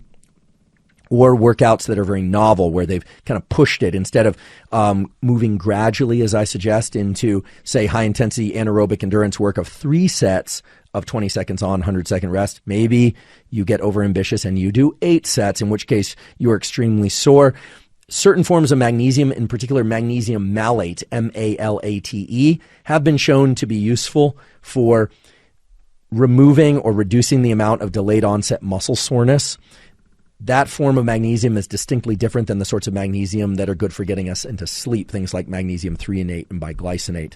And then there's this whole thing about beet powder and beet juices and things that increase nitric oxide and allow for more vasodilation and therefore delivery of blood to muscle and neurons and other tissues for long bouts of endurance work. Some people like beet juice and the related compounds that increase arginine and vasodilation. Some people don't. Some people don't feel good when they take those. Some people also don't feel good when they take beta-alanine because it can give them this feeling of kind of like itchy, creepy crawlies under the skin, kind of the niacin phenomenon, the niacin flush. Some people don't mind that, or some people don't experience that. So when it comes to supplementation, there's a lot of variety, but magnesium malate has been shown to reduce soreness, so sometimes that's good. Cold and hot contrast therapy for soreness, things of that sort. But in general, we focused mainly today on behavioral tools. You'll notice that all of the tools are accessible without the need for lots of equipment. So I didn't say you need a rower or you need a kettlebell, although those will work. And I hope I was able to illustrate for you that endurance isn't just one thing. It's not just the ability to go for long bouts of exercise of different kinds, that there's also this mental component because of the way that neurons work, and also that there are these different forms of endurance, of muscular endurance, that where you're going to fail because of the muscles and muscle energy utilization and the nerves that innervate those muscles locally, not because of a failure to bring in oxygen or blood. Whereas long duration effort, it's going to be more about being below your VO2 max and your ability to be efficient for long bouts of more than 12 minutes of exercise. One set, as they say, of 12 minutes to maybe several hours. I should just mention with long duration type work, you could even imagine raking in the yard or mowing a lawn, depending on how big that lawn is. I used to have a job when I was a kid mowing lawns, and I'll tell you, we didn't have many neighbors with very big lawns, but there were a few of them felt huge because they were really convoluted. And if you're pushing that mower, and these were the old-fashioned mowers, not electric mowers, it's work. That's also of the sort that we call long-duration endurance work. High-intensity training will tap into yet other fuel sources and mechanisms, as we learned today. So if you are enjoying this podcast and you're finding the information useful, it would be great if you would subscribe to the YouTube channel. That really helps us quite a lot. And if you like, you can click the notifications button on YouTube as well. That way you're sure to never miss an episode. We always release episodes on Monday, but we also sometimes release episodes in between Mondays. So please do subscribe to the YouTube channel. Please also give us feedback in the comment section on the YouTube channel. That's where you can tell us about topics that you want to hear more about, or if you have questions about a given episode or content within an episode, that's where you want to put that feedback. If you're not already subscribing on Apple and Spotify as well, please do that. On Apple, you can give us up to a 5-star review. We like to think that you would give us a 5-star review, but you can also leave comments on Apple about the podcast more generally. And again, those are all zero-cost ways that you can really help support the podcast. We do have a Patreon. It is patreon.com/Andrew Huberman. At patreon.com/Andrew Huberman, you can support the podcast at any level that you like. Please also check out our sponsors that we mentioned at the beginning of the podcast. I know ad reads are not the first thing that people want to hear when they're getting ready to consume scientific information. Please understand that the ads and the sponsors allow us to bring this zero cost to consumer information about science and science-related tools to everybody. So if you have the means, check out the sponsors. We only work with sponsors whose products we really believe in and that I actually use and really love. There's no obligation, however, and we do talk about supplements from time to time. Again, no obligation to use supplements. We also talk about behavioral tools. But if you are interested in supplements, please go to examine.com to evaluate those supplements and their various effects, if you're curious about that. And we work with Thorne, Thorne. Thorne is a supplement manufacturer that we believe has the highest levels of stringency in terms of the quality of the supplements.